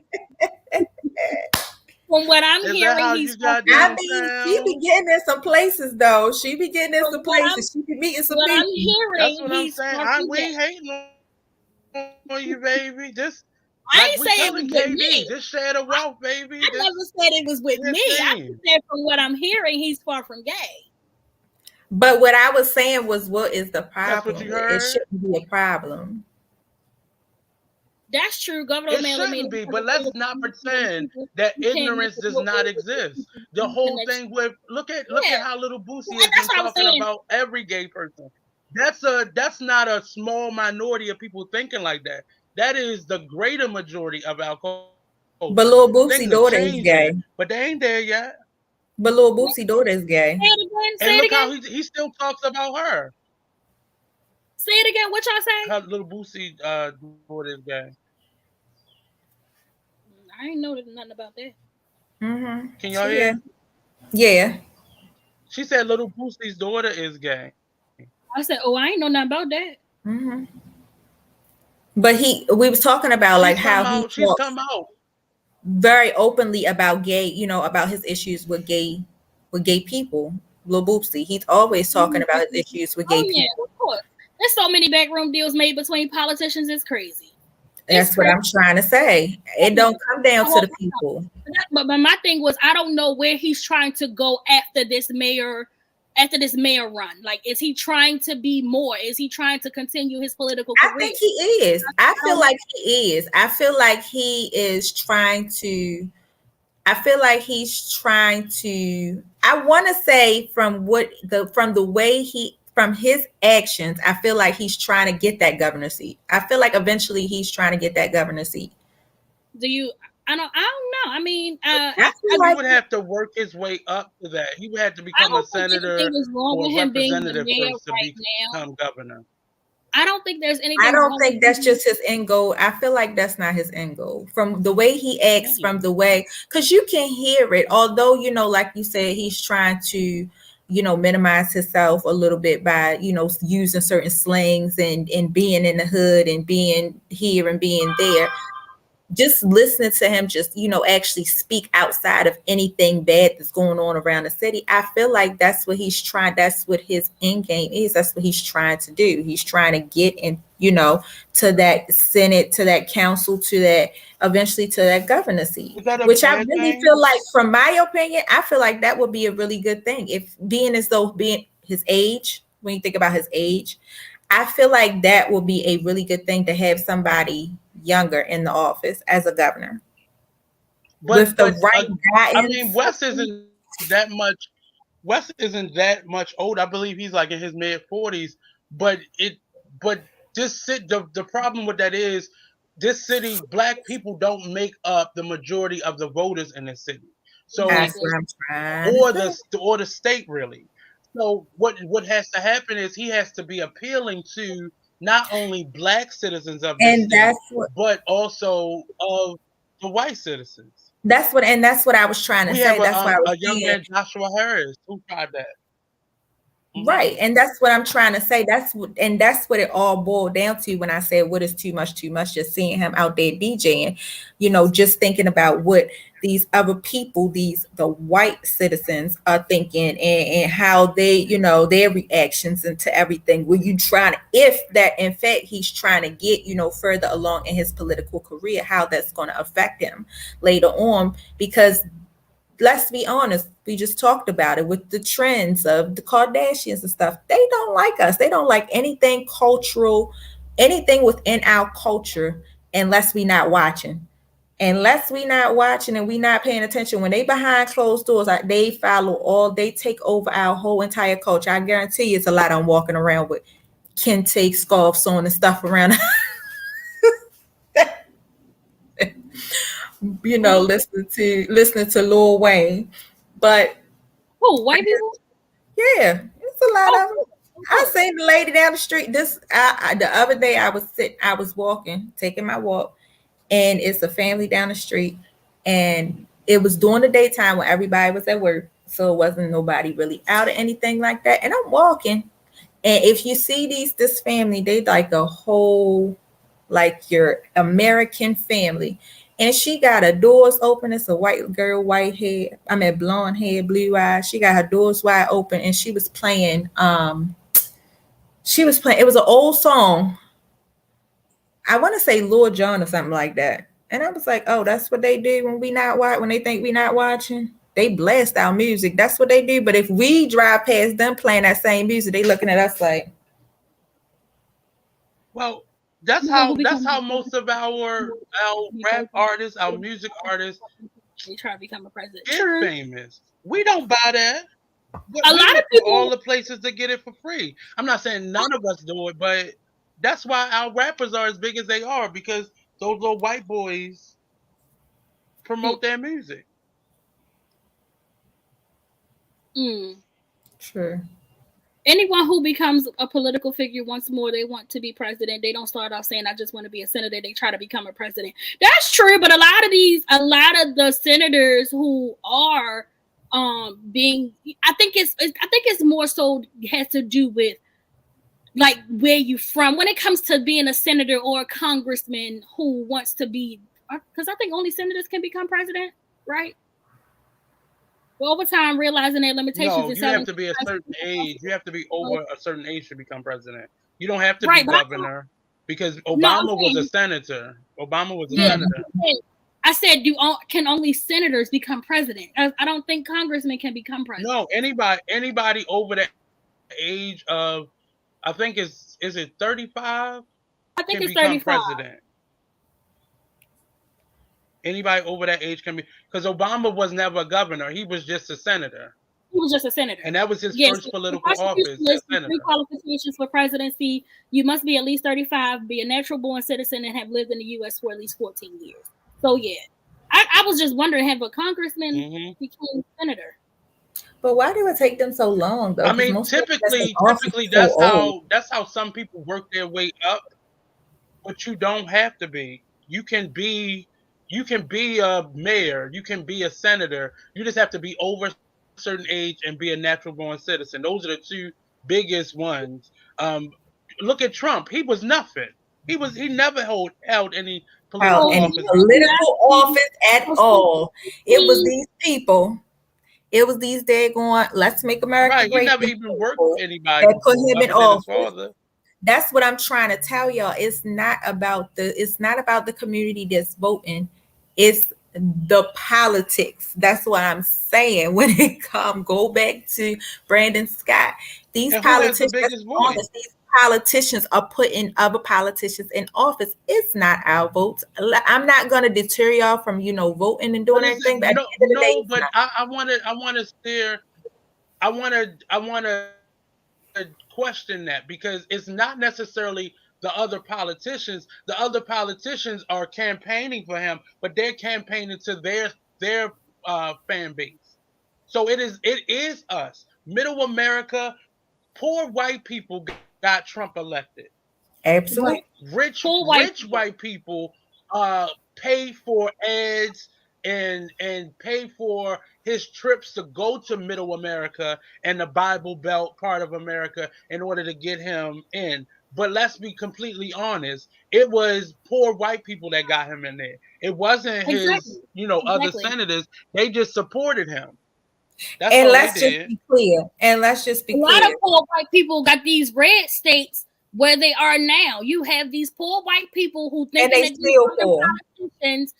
these politicians are for them, and they got them in their pocket, are not for y'all. Y'all are just dumb. Well, look at some of the traditional red states that turned blue. In this past election, that was our voice. That was us showing up. It wasn't just political pull or money. We showed up to the polls, and Georgia is traditionally a red state, and now it's blue, and they have their first black governor as well. And y'all still poor. All y'all that voted him into office, y'all still poor. Y'all still looking the same way. He ain't changed nothing. He done moved on, and y'all done made it so he get money for the rest of his life. He get paid, dummies. But let's move on to the next topic. Not if he gets this. Not if he goes to jail. That all ends. Let's pray on that. Let's pray on that. Push for that to happen. You can pray in the back pew. We need the people who will speak up. In the front. Well, I don't need you to be silently praying just for this. I need you sit in the back and pull up the rear. I need people that's going to voice their opinion. Get him. I want to see that perk walk. I want to see it. It is long overdue for him. Long overdue. They should have found a way to charge him for that dumbass. Stories.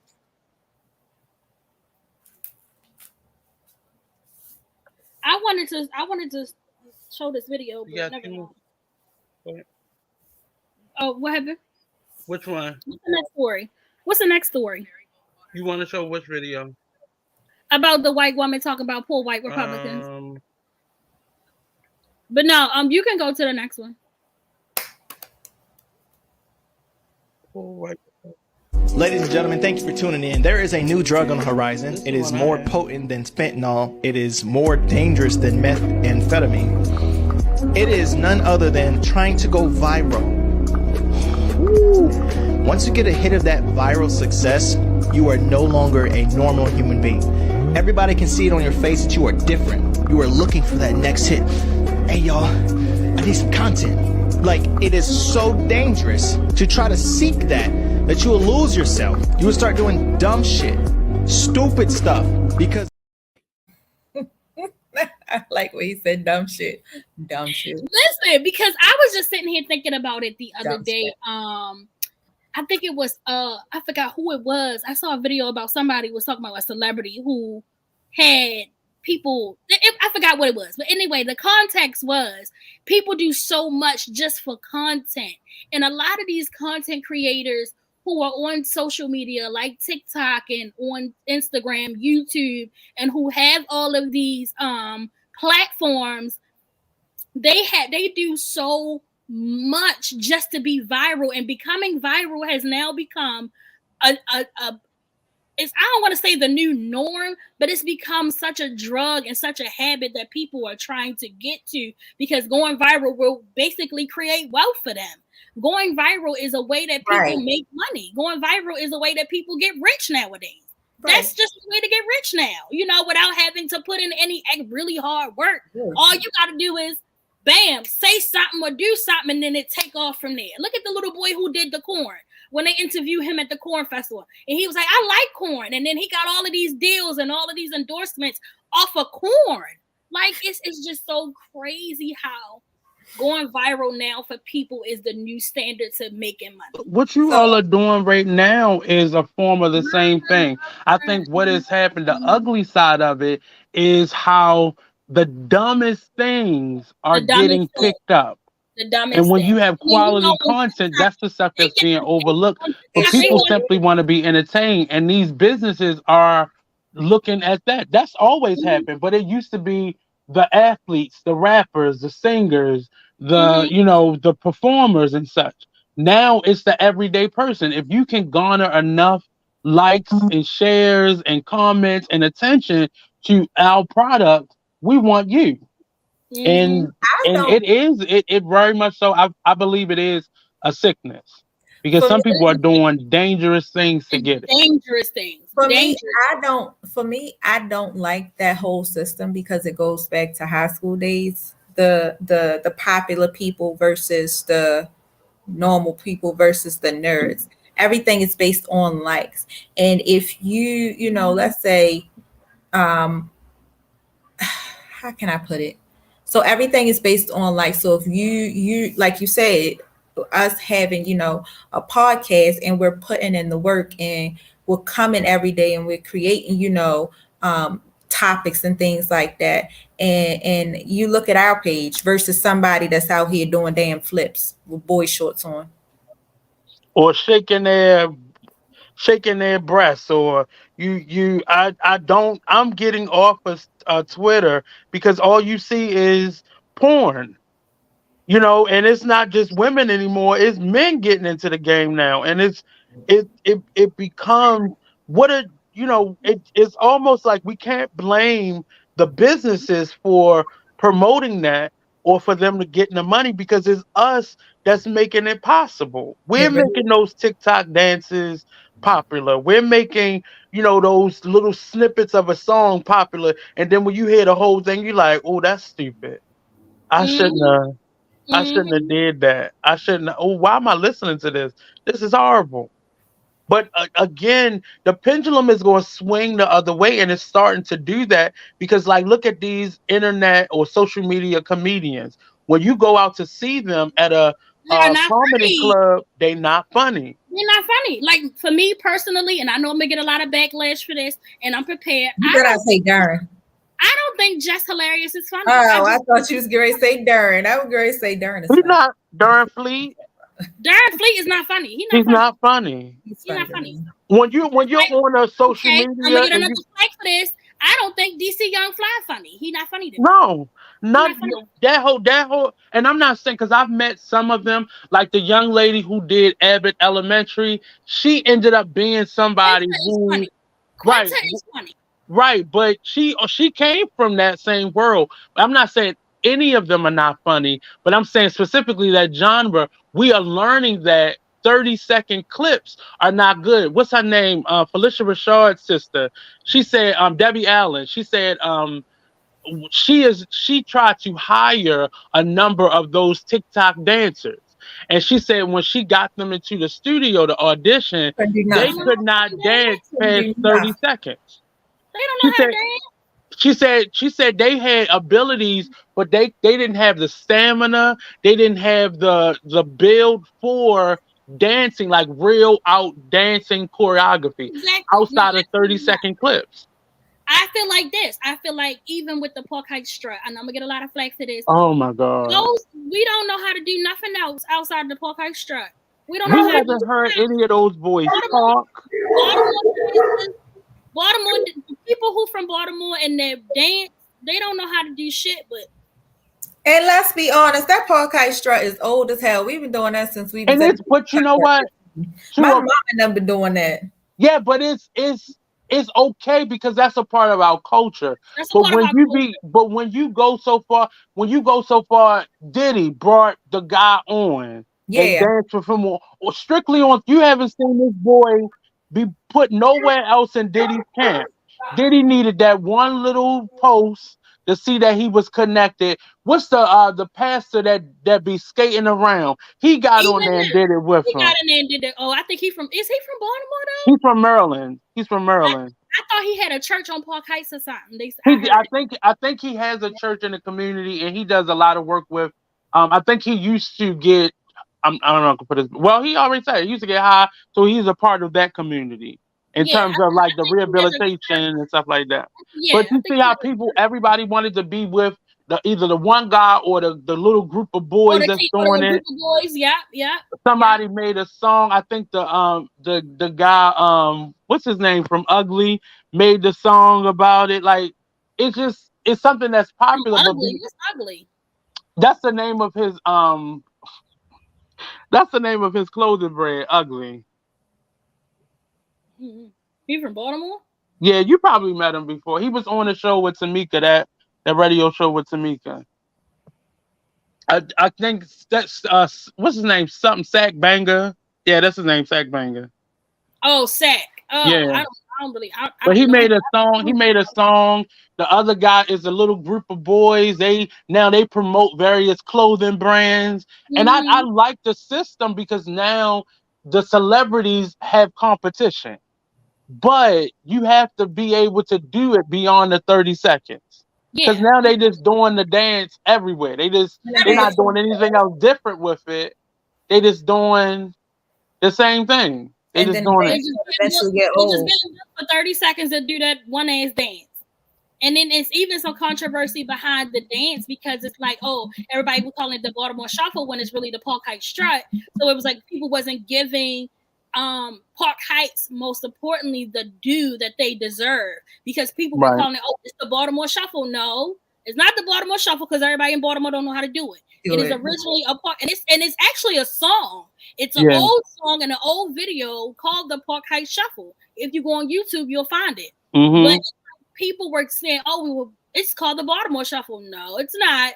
It's called the Park Heights Shuffle, and really only people from that community and from that area really knew how to do it. But see, that's what happened. That's the new game now. I'm gonna take your song. Remember the one girl, her song was being shared, and then the little white girls was going on Ellen and stuff like that doing her song. With the renegade shit. Yeah, like, but look, this is the game. Like, nobody is creative anymore, and I say that a lot about the students I've been teaching for the last 10 years. Children don't have imagination anymore. Mm-hmm. So the thing is, as they grow older, you doing good. Let me do good at that. That's why we have 500 fucking clothing companies that do the same thing where nobody's making clothes anymore. They just buying the clothes and putting their labels on it. And I ain't hating on nobody. No, they ain't even doing that. They just buying the clothes. They buying the shirts in bulk and putting the damn cricket shit on there and calling it that. But that happens because somebody saw somebody making it. I saw you make it. You know, the first time somebody do it. Right. The first time somebody posted about I'm a beautician and I don't wash hair no more. You gotta come to me with your hair wash. That's the biggest one. You gotta come with your hair washed and blow dry for me. I didn't even know that was a thing. Oh yeah. They charge. I started seeing it on Instagram. I was like, then they charging you $200 to put a fucking wig on, bitch. Please. I've seen that on. And they're not even styling it. Right. Wait a minute! Don't forget the style is extra $20. The styling is extra $20. But we are paying for it though. That's the thing. We are paying for it. I ain't paying for that shit. We are driving for it. We are driving to. That's why I like stuff like TikTok and anything like that, because you got people on there who will be like, I'm tired of this shit. So I'm gonna teach you because anything that you learn or teach yourself to do, it's not gonna be perfect the way you want it the first time. But if you keep trying at it and trying at it and trying at it, you'll get it. So that's what I feel like. I feel like even when I put my own fucking wig on, but sometimes that's the pendulum swinging back, because now barbers are having to crank up their prices because barbers are doing it too. I be damn. My barber his prices went up slightly, so now it's like $30 for a haircut. For something I used to pay $17, $15 for, $12 for. Kids haircuts. My kids' haircuts was on $25 a piece. And they at children rates. So imagine what my haircut is. And I don't even have no damn hair. You just cut my shit bald and shaping up my beard, and I'm paying almost $45. But then you have some of these barbers who are offering the experience. You know, they got the barbers who are doing the head massages and the hot towels. And they've had to. Those things aren't bad, but you have to also understand people are going to say, you know what? Because I know I did it over the pandemic. I went and got me a nice pair of clippers, and I only go to my barber when I'm going somewhere, like important. Other than that, even Steven, a little shape up joint. But that's what people are doing. But now barbers, all types of people are having to rack up their prices to make up for not having as many customers anymore. But I feel like that's another thing too. I feel like that too. A lot of, during the pandemic, a lot of people found out that they have talents themselves. Yep. They started doing their own fucking hair. Then I could do somebody else's hair. I'm learning how to do braids. I'm gonna do somebody else's braids. It's the videos for me. It's everything. Everything nowadays is becoming such a struggle or a hassle to do, and it's like it shouldn't even be all that. It shouldn't even be all that. The thing is, for me, the thing that bothers me is these people, for instance, the cosmetologists and the barbers that have to spend money and actually go to school to learn how to do this stuff. How people are just popping on. Not all of them. Some of them in the kitchen. Not all of them. Some of them are kitchen. Some of them are kitchen stylists, honey. But they popping up these people are just popping up on YouTube, like you said, from learning how to braid over the pandemic, and now they are a braid specialist or a nail specialist. And these it's the waxing girls for me. And these everybody want to be a waxer, everybody esthetician, everybody know how to do facials. That shit getting on my nerves. And these people have to actually go to school for this. These people that actually have to go to school for this, and y'all taking the money from them. Y'all don't realize y'all. The thing is, they are being made possible because the people who went to school with it are now being you have to book an appointment. Well, you have to pay for this. They started that trend by overcharging people or being so exclusive. And now it's biting them in their ass because people who don't even have the education, the full education of it, or the legal education, are now coming in and cutting in on their profits.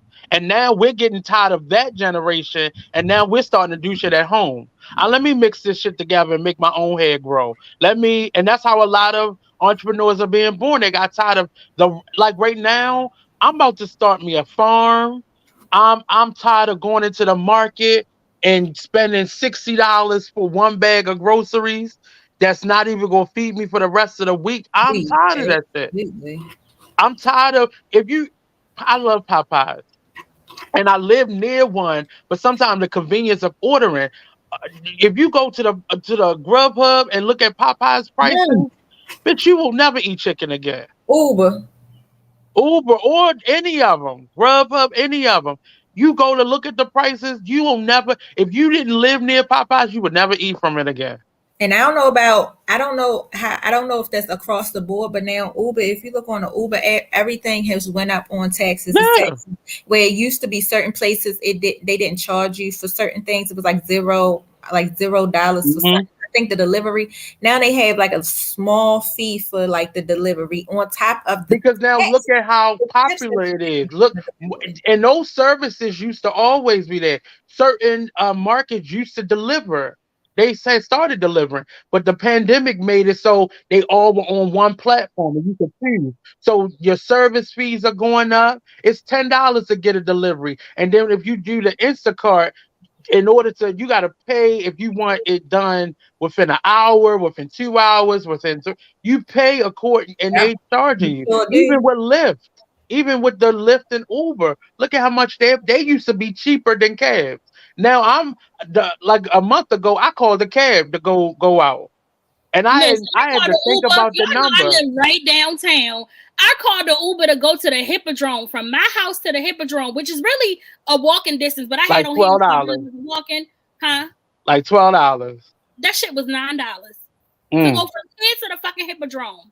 Yeah. The Hippodrome is like 2 or 3 blocks away from my house. Only reason why I didn't walk was because I had on heels. But I should have. Because I need you not to tell nobody that out loud again. Don't tell nobody. Put them slides on. Put them slides on. She tried to slide that in there. So you going on theater dates again? You still going on theater dates? It was actually it was a fashion show. I went to a fashion show. Oh, okay. I thought she had another theater date, Kay. There we go. Have somebody there waiting for. Yeah, it was a fashion show. I went to Strut, the lady who does Strut. Oh yeah. I went to her fashion show. Tamika was actually featured in the fashion show again. Oh, cool. Oh. I went to the fashion show with her. This was last Saturday, matter of fact. Oh, okay. Yeah. So we have one more story. Let's get into this last topic. I got things to do. Oh, she gotta go take that break. Oh, the sound is off. What happened? So I'll let it play.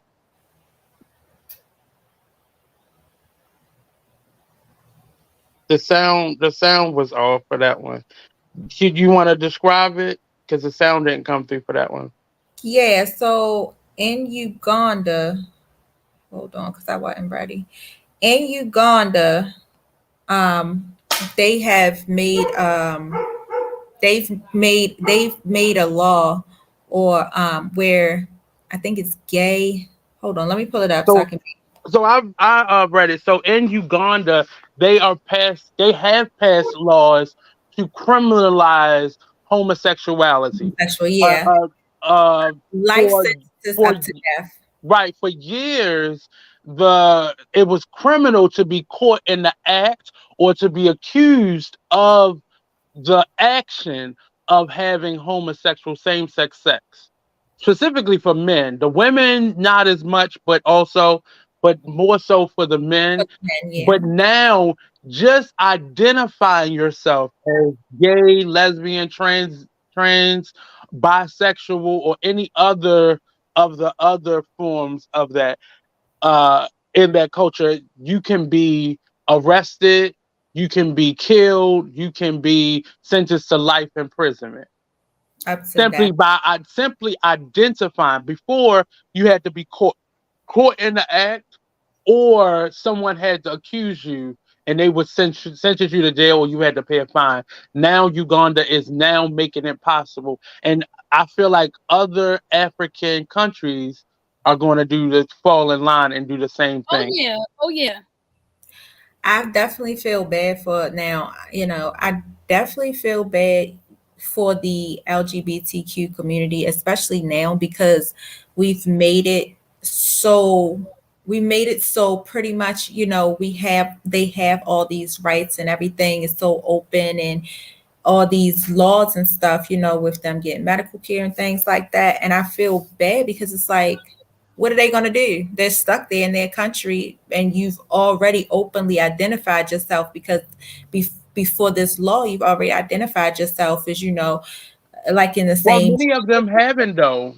A friend of mine lives in South Africa, and the thing was, it wasn't even. He was talking to me about Uganda passing it because he says he thinks it's going to happen there as well. But the problem is, it wasn't even so much people could identify you, because who's identifying? Now, they have trans people that live there. They have openly gay people that live there. So yes, for them. Yeah. But even for like their medical care, they had like a secret hospital that they was going to, because HIV and AIDS and other STDs are rampant there, because they're having to be undercover with it. And they're not, say, like, if you go to the store and buy condoms, that was against the law in certain countries. Because then they knew what you were doing. But what do you do if you're an openly gay couple and you've been living this way for, so long? Move. You gotta get out of there. Like, what do you gotta get out of there? You like, that's terrible. Like, Yep. I don't like the fact that the government is able to control people's lifestyles. That's what we're fighting for here, though, right? That's kind of what we're fighting for here. So another thing that I pulled up when we was talking, because I wanted to touch on that, is at the same time that this law was being passed in Uganda, the other day I was watching the news in Florida, yet again. I don't know why Florida always everybody personal business. Like, why y'all lawmakers down here always in people personal? Why do y'all feel the need to control people's personal lives? I don't know. That's a question I'm gonna have to get with a politician. I've definitely I brought you up in several but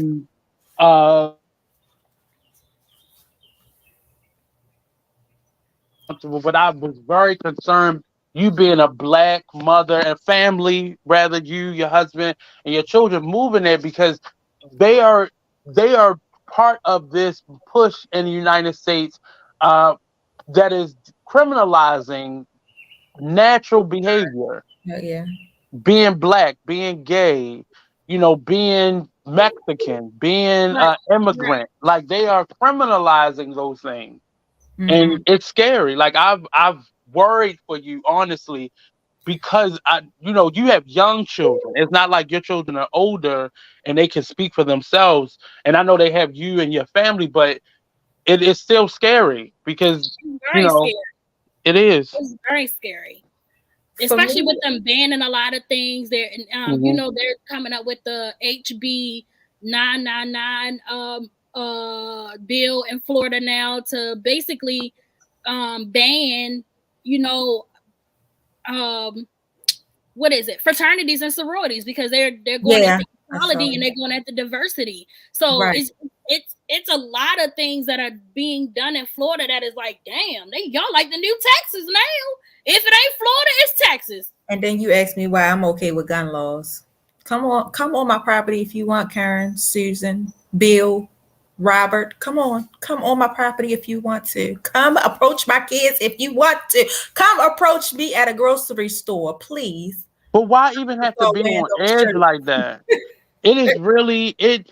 And that's one of the arguments that I make towards the Black. That's my biggest question. But the other thing is, I feel like it depends on where you stay in Florida too. This is the question that I had. What is the difference between being on edge and there being as though it's very prone for mass shootings and Karens and racist white people versus being on edge living in a place like Baltimore City? What you mean? Say it again. What is the difference between being on edge, living in Florida, where you have to deal with the racist people, the mass shooters, and all of these other crazy entities, versus living here in Baltimore City and kind of dealing with the crime here? I don't think it's no difference. It's the same thing. I mean, let's think about it. The same, you're hearing about the mass shootings in the school, but go to Baltimore News and look at how many kids are going into the school, how many shootings they were at the beginning of the school year. The boy that got shot in Maryville, the boy that went over to, what was the other school? He came from car or something like that, or another school, and went over to the all boys school or something and shot, it's the same thing. It's not a mass shooting, but it's the same concept.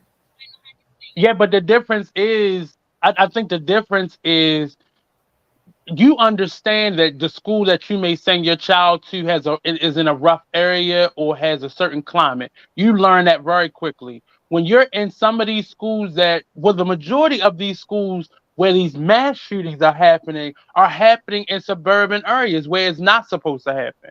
That's the scary part, because you don't know what day you're going to get something on the mail or on the news talking about this mass shooting just happened at this, Columbine. All those schools were in the suburbs or predominantly white schools. They were not the typical what we would allege being the problem schools. I understand that, but at the same time, I don't feel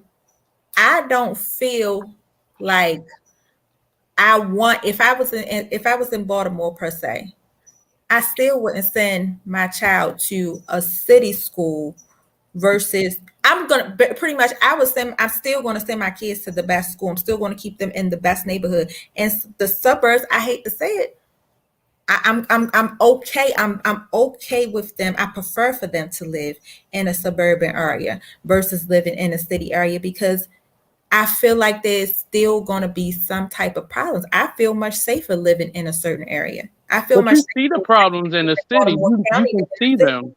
You can see them, but and I'm only saying it because I've been a teacher in Baltimore City public schools, Baltimore County schools, Hartford County schools. I've seen the similarity. And the problem is the assumption that that's a better school, because better meaning what? There's no crime, or because on the opposite side of that, they're going to be faced with racism. They're not going to be taught their history. Does that equate? And I'm not, conflating issues with you, but I'm saying, as someone who I've taught in public and private and county schools, but I also was a person, I wasn't familiar with public schools. I went to private schools, but I know in private schools, there's a culture of racism. There's a culture of oppression towards Black students. I always tell the students of that one day of Black history that I got that wasn't Black history. It was really slave history. So and he spent 15 minutes on it, and that was it. So when I move to certain areas, it's a variable of things that I look at. I look at school system. I look at first the school system, because of course everybody wants their child to have a better education. So I look at school systems because I want to see, the test scores. I want to make sure that they have the best education, because I want to make sure that they're afforded the best opportunities. Right. I look at the neighborhoods to see the minorities of the neighborhoods, because that's when you know what type of issues you're going to deal with according to the neighborhood. So definitely looking at the minorities is a second thing I look at. That's why I said it depends on the area that you live in. I haven't had a problem in this area, this area. Although you might first drive in this area and you see a whole bunch of old people, that's probably going to be the first thing to come to your head. Oh, I don't know about this. But these people are actually polite. Like me and my mother were walking down the street the other day, and it's a really beautiful house around the corner. Beautiful house around the corner. We were walking, and me and my mother kept, we take our walks, and we kept seeing this house. And we was like, oh my God, that is the dream house right there. And one day we happened to be walking, and y'all know my mother talked to anybody. We happened to be walking. It was a white lady and a white man. They had pulled up. The house must be finally done, because they had finally pulled up. We hadn't seen them before then, so they must have just had a house built, and they were pulled up. They pulled in the garage. My mother stopped. She said, hey, good morning. They said, hey, good morning. We got to talking. My mother said, oh my God, your house is so beautiful. Every time me and my daughter walk past his house, we say, this is the next dream house. This house is so beautiful. That man and that lady said, well, come on in. I'll show you around. That's everywhere around here. I can't tell you how many houses. And like I said, the average person, according to, your mentality in which how you think and how y'all might walk around here and be like, oh no, I don't know about this neighborhood, Kay. I don't see no Black people. But these people are actually really nice. That's why I say it depends on the area as well. So you have to look at all those variables. Don't just necessarily say because you're in a suburban neighborhood that, oh, it's going to be race. You're going to deal with more race. You're going to deal with I haven't had that experience. My mother been down here for 2 years. She has not had that experience. It all depends on the neighborhood. So you want to look at things like that. You want to look at the crimes. You want to see what's going on Instagram, because Instagram and TikTok, it teaches you a lot. So you want to look for those things. And that kind of, determines where the best place for you, especially raising Black kids. I definitely understand it. And I definitely always put that to the forefront before I do anything else. Because I know it's out there. You see it all the time. You see it on social media all the time. It's out there. And I can't say that they won't come into a situation where a racial situation. I can't say that. I can't judge that, because the fact is that they are, at the end of the day, going to become Black men. They're going to go from kids to Black men. So I can't say that I can control every situation, but while I'm parenting, I try my best to look at everything. And and I agree with all that, because where I lived growing up and the schools I went to, you would not think by looking at the exterior, but it's normally that's when you have to teach your children and be able to be identified as an adult, the microaggressions and the school system, the curriculum. And I'm not saying every area is like that, because the area that I live in is pretty progressive, but it still has its issues. And I'm sure BlackRoses is about to experience it living downtown, because it used to just be commercial and now it's more residential being added there. So there's more attention. Lexington Market is finished being built. So it's going to be more attention to safety. So things are going to shift a little bit, and it's not going to be the downtown that we used to go to, where, they were police officers, but nobody was hounding you necessarily.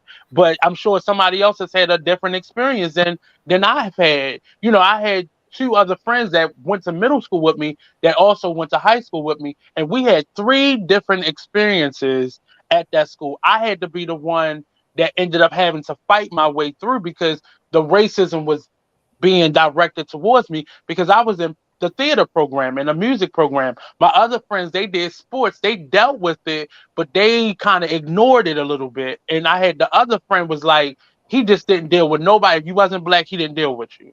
And we all had 3 separate experiences, and we all were from the same space. We all lived in the same neighborhood, but we all, went to school at a certain space. And it was just, we were not prepared for the microaggressions. We all know what it feels like to be called a nigger, or for somebody to oppress you, like keeping you out. But when you don't even know it's coming at you, meaning your educational system isn't set up a certain way. And it's scary that, and it's not just Florida, because it's also Texas and a couple of middle America spaces as well, that are now enforcing these types of laws where, DeSantis just made the comment, Florida is where woke people come and die. And in my mind, I thought about you living there. I have other friends and family members that live there. And I'm thinking, like, what does that mean? Like, are you killing people that come there that represent themselves in that way? Or are you saying they kind of mellow out when they move there? Like, what does that mean? I don't know. It kind of scared me too when I heard him say that.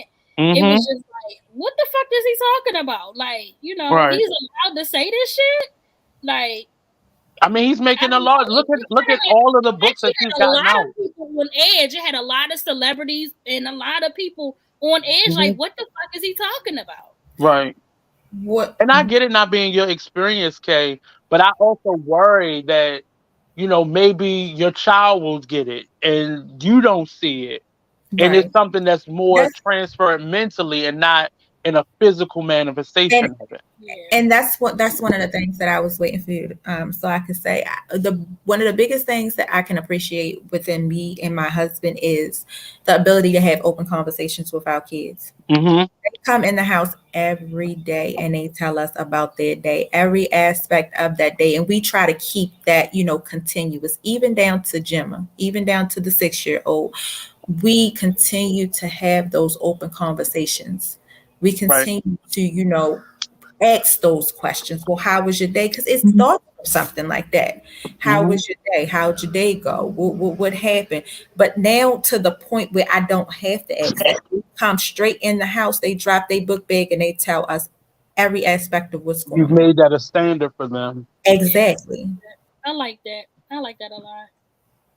But that's something, and I use you as an example when I'm speaking on other people's platforms, because not all parents think like that. You know, sometimes your child come home, you're like, girl, this child's gonna talk me to death. All right, I got you. And you kind of tune out things, or you don't go to the school and you don't follow up and you don't know what the curriculum is, you don't know what they're learning. You're not continuing that education at home by taking them to cultural events and museums and such like that. And, you know, knowing your mom, she go even deeper than that, and your husband, they go any deeper than that and really expose them. You have a artist for a sister that they have immediate access to, so they're getting it wrapped around, and you're being able to shield them and protect them and to make them aware of anything that could happen. Absolutely. Most of the parents are not doing that because they're busy. Yes, I'm not saying they all neglect, but they just don't know to do that. Yeah, and that's what I was getting ready to say that too. I can understand that because it's a lot. You know, we have 4 kids, so it is a lot. Sometimes I do have to stand in line and say, okay, you go. All right, wait a minute. Cameron, now your turn. Sometimes we have to do that because it is a lot and everybody is so excited. They want to tell us, but it's a lot. It's a lot of work. It takes a lot because, you know, I have to go in. I'm not going to say it's easy. I'm not going to say parenting is easy. I have go, and some days I'm sitting there, I'm like, all right, let me see your tablet. All right, let me check your computer, see if you did all your work. It's a lot of work. I feel for you. I know it's a lot of work. You don't make those sacrifices. That's when those issues that y'all talking about now start to occur, when those issues come, if you don't make those sacrifices. Look at us. And I'm not saying we necessarily had horrible parents, but I'm just saying, look at us, you know, look at the stuff that we got away with, or the stuff that we didn't tell our parents happened, or we made mistakes doing, or we got into. And I'm not shallow, so, you know, by far. So I definitely know that there are things, you know, the kids just don't tell. But the good thing about it is that I can sit there. I specifically remember BlackRoses telling me one day when Jalen was younger, she asked him to go. It's the funniest thing, and it always plays in my head that the way we was talking about it, she told him when he was younger, go in your room and do your homework. And he closed the door. She said she could hear the basketball beating up against the wall. And she was like, I know you ain't doing your damn homework. And the way that I put it was like, these kids are crazy. They really don't realize that we are not that much older than them. So the things that they think they think they slick, we already did it. So we waiting on that step. We waiting on you to do what we already did, and we already know that you get ready to do it. So you really can't be slick. And I like that. I like the fact, you know, that I'm still, I don't care if my husband say I'm old, I'm still within the age of remembering those things. That plays a part. And it's weird when you're able to see that from that perspective. I watched my oldest niece a couple of times, and I remember her saying to me, I was like, but where's your homework at? My teacher told me I had to watch this TV show for and come report on it. I said, girl, you know how many times I told my mother that when I didn't feel like doing my homework? Or when she told me turn the TV off during the week? I gotta watch this show, Mom. And my mother would just oblige me sometimes and be like, no, well, you're going to fail that assignment. But but just realizing, like you said, seeing it, and it being a school teacher, it is hilarious. It's also frustrating because you like, am I being punished right now? Right. Like, is this my punishment? Is this my purgatory? Right. Am I being punked? Right. Am I being punked? I feel like it's purgatory. Like, that's what I feel like. I got to deal with me and all these students. And it's not fair. So I can imagine you being there with them for a whole day. Or they with you all day. Yep. I couldn't even imagine having to deal with a bunch of damn kids. It's hard. Get away from me. It's hard. And that's her as a teacher. Get away from me. They don't really do that unless we traveling. Honestly, they don't do that unless we traveling. When we traveling, it's like everybody's touching everybody. I'm like, y'all don't shut the hell up. This is a 5-hour drive. Well, you know, we go through ebbs and flows, especially as siblings. You go through ebbs and flows. Absolutely. I didn't do that though. I never fought any of my siblings. That's crazy, right? I've never fought any of my siblings. You know what that means, Kay? You know what that means? You were the problem. If you didn't see it, that meant you were the problem.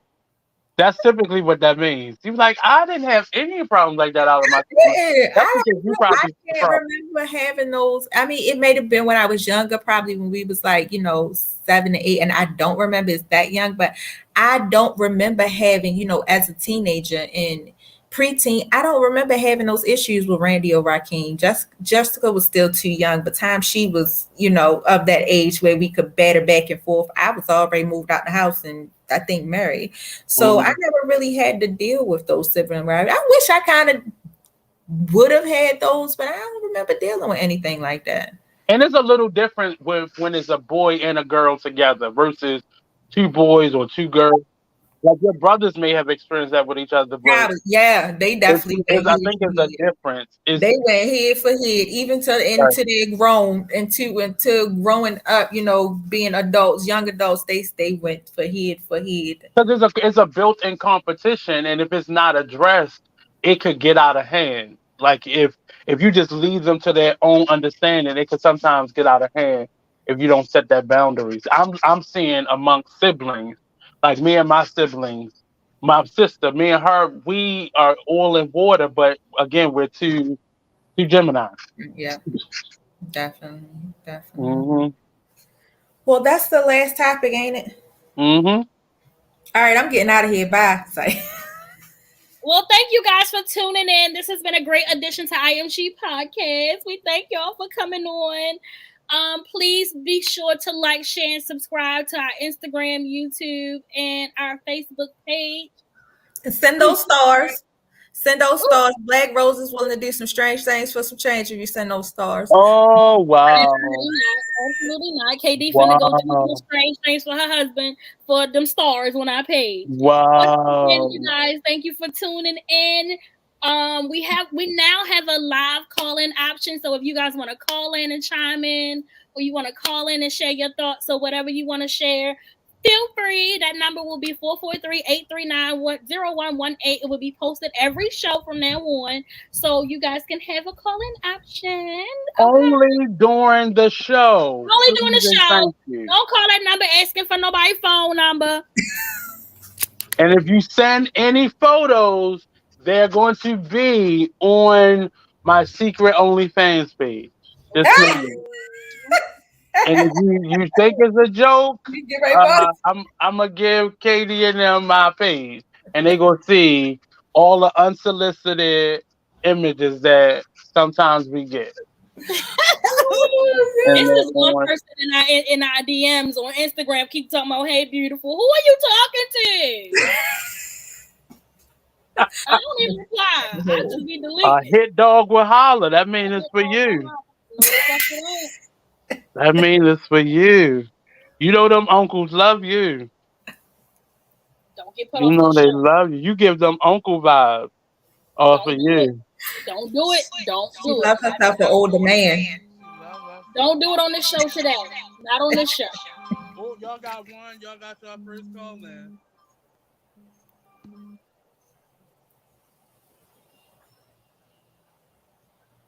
Hello? Hello? I don't know what happened.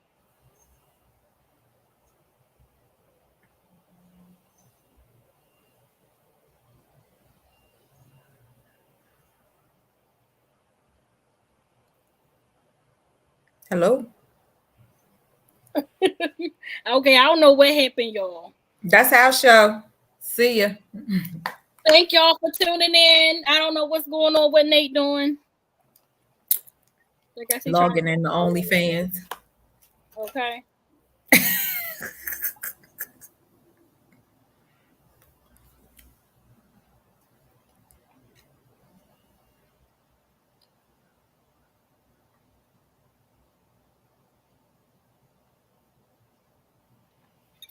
All right, y'all. I don't know what happened, but see y'all next week. Bye.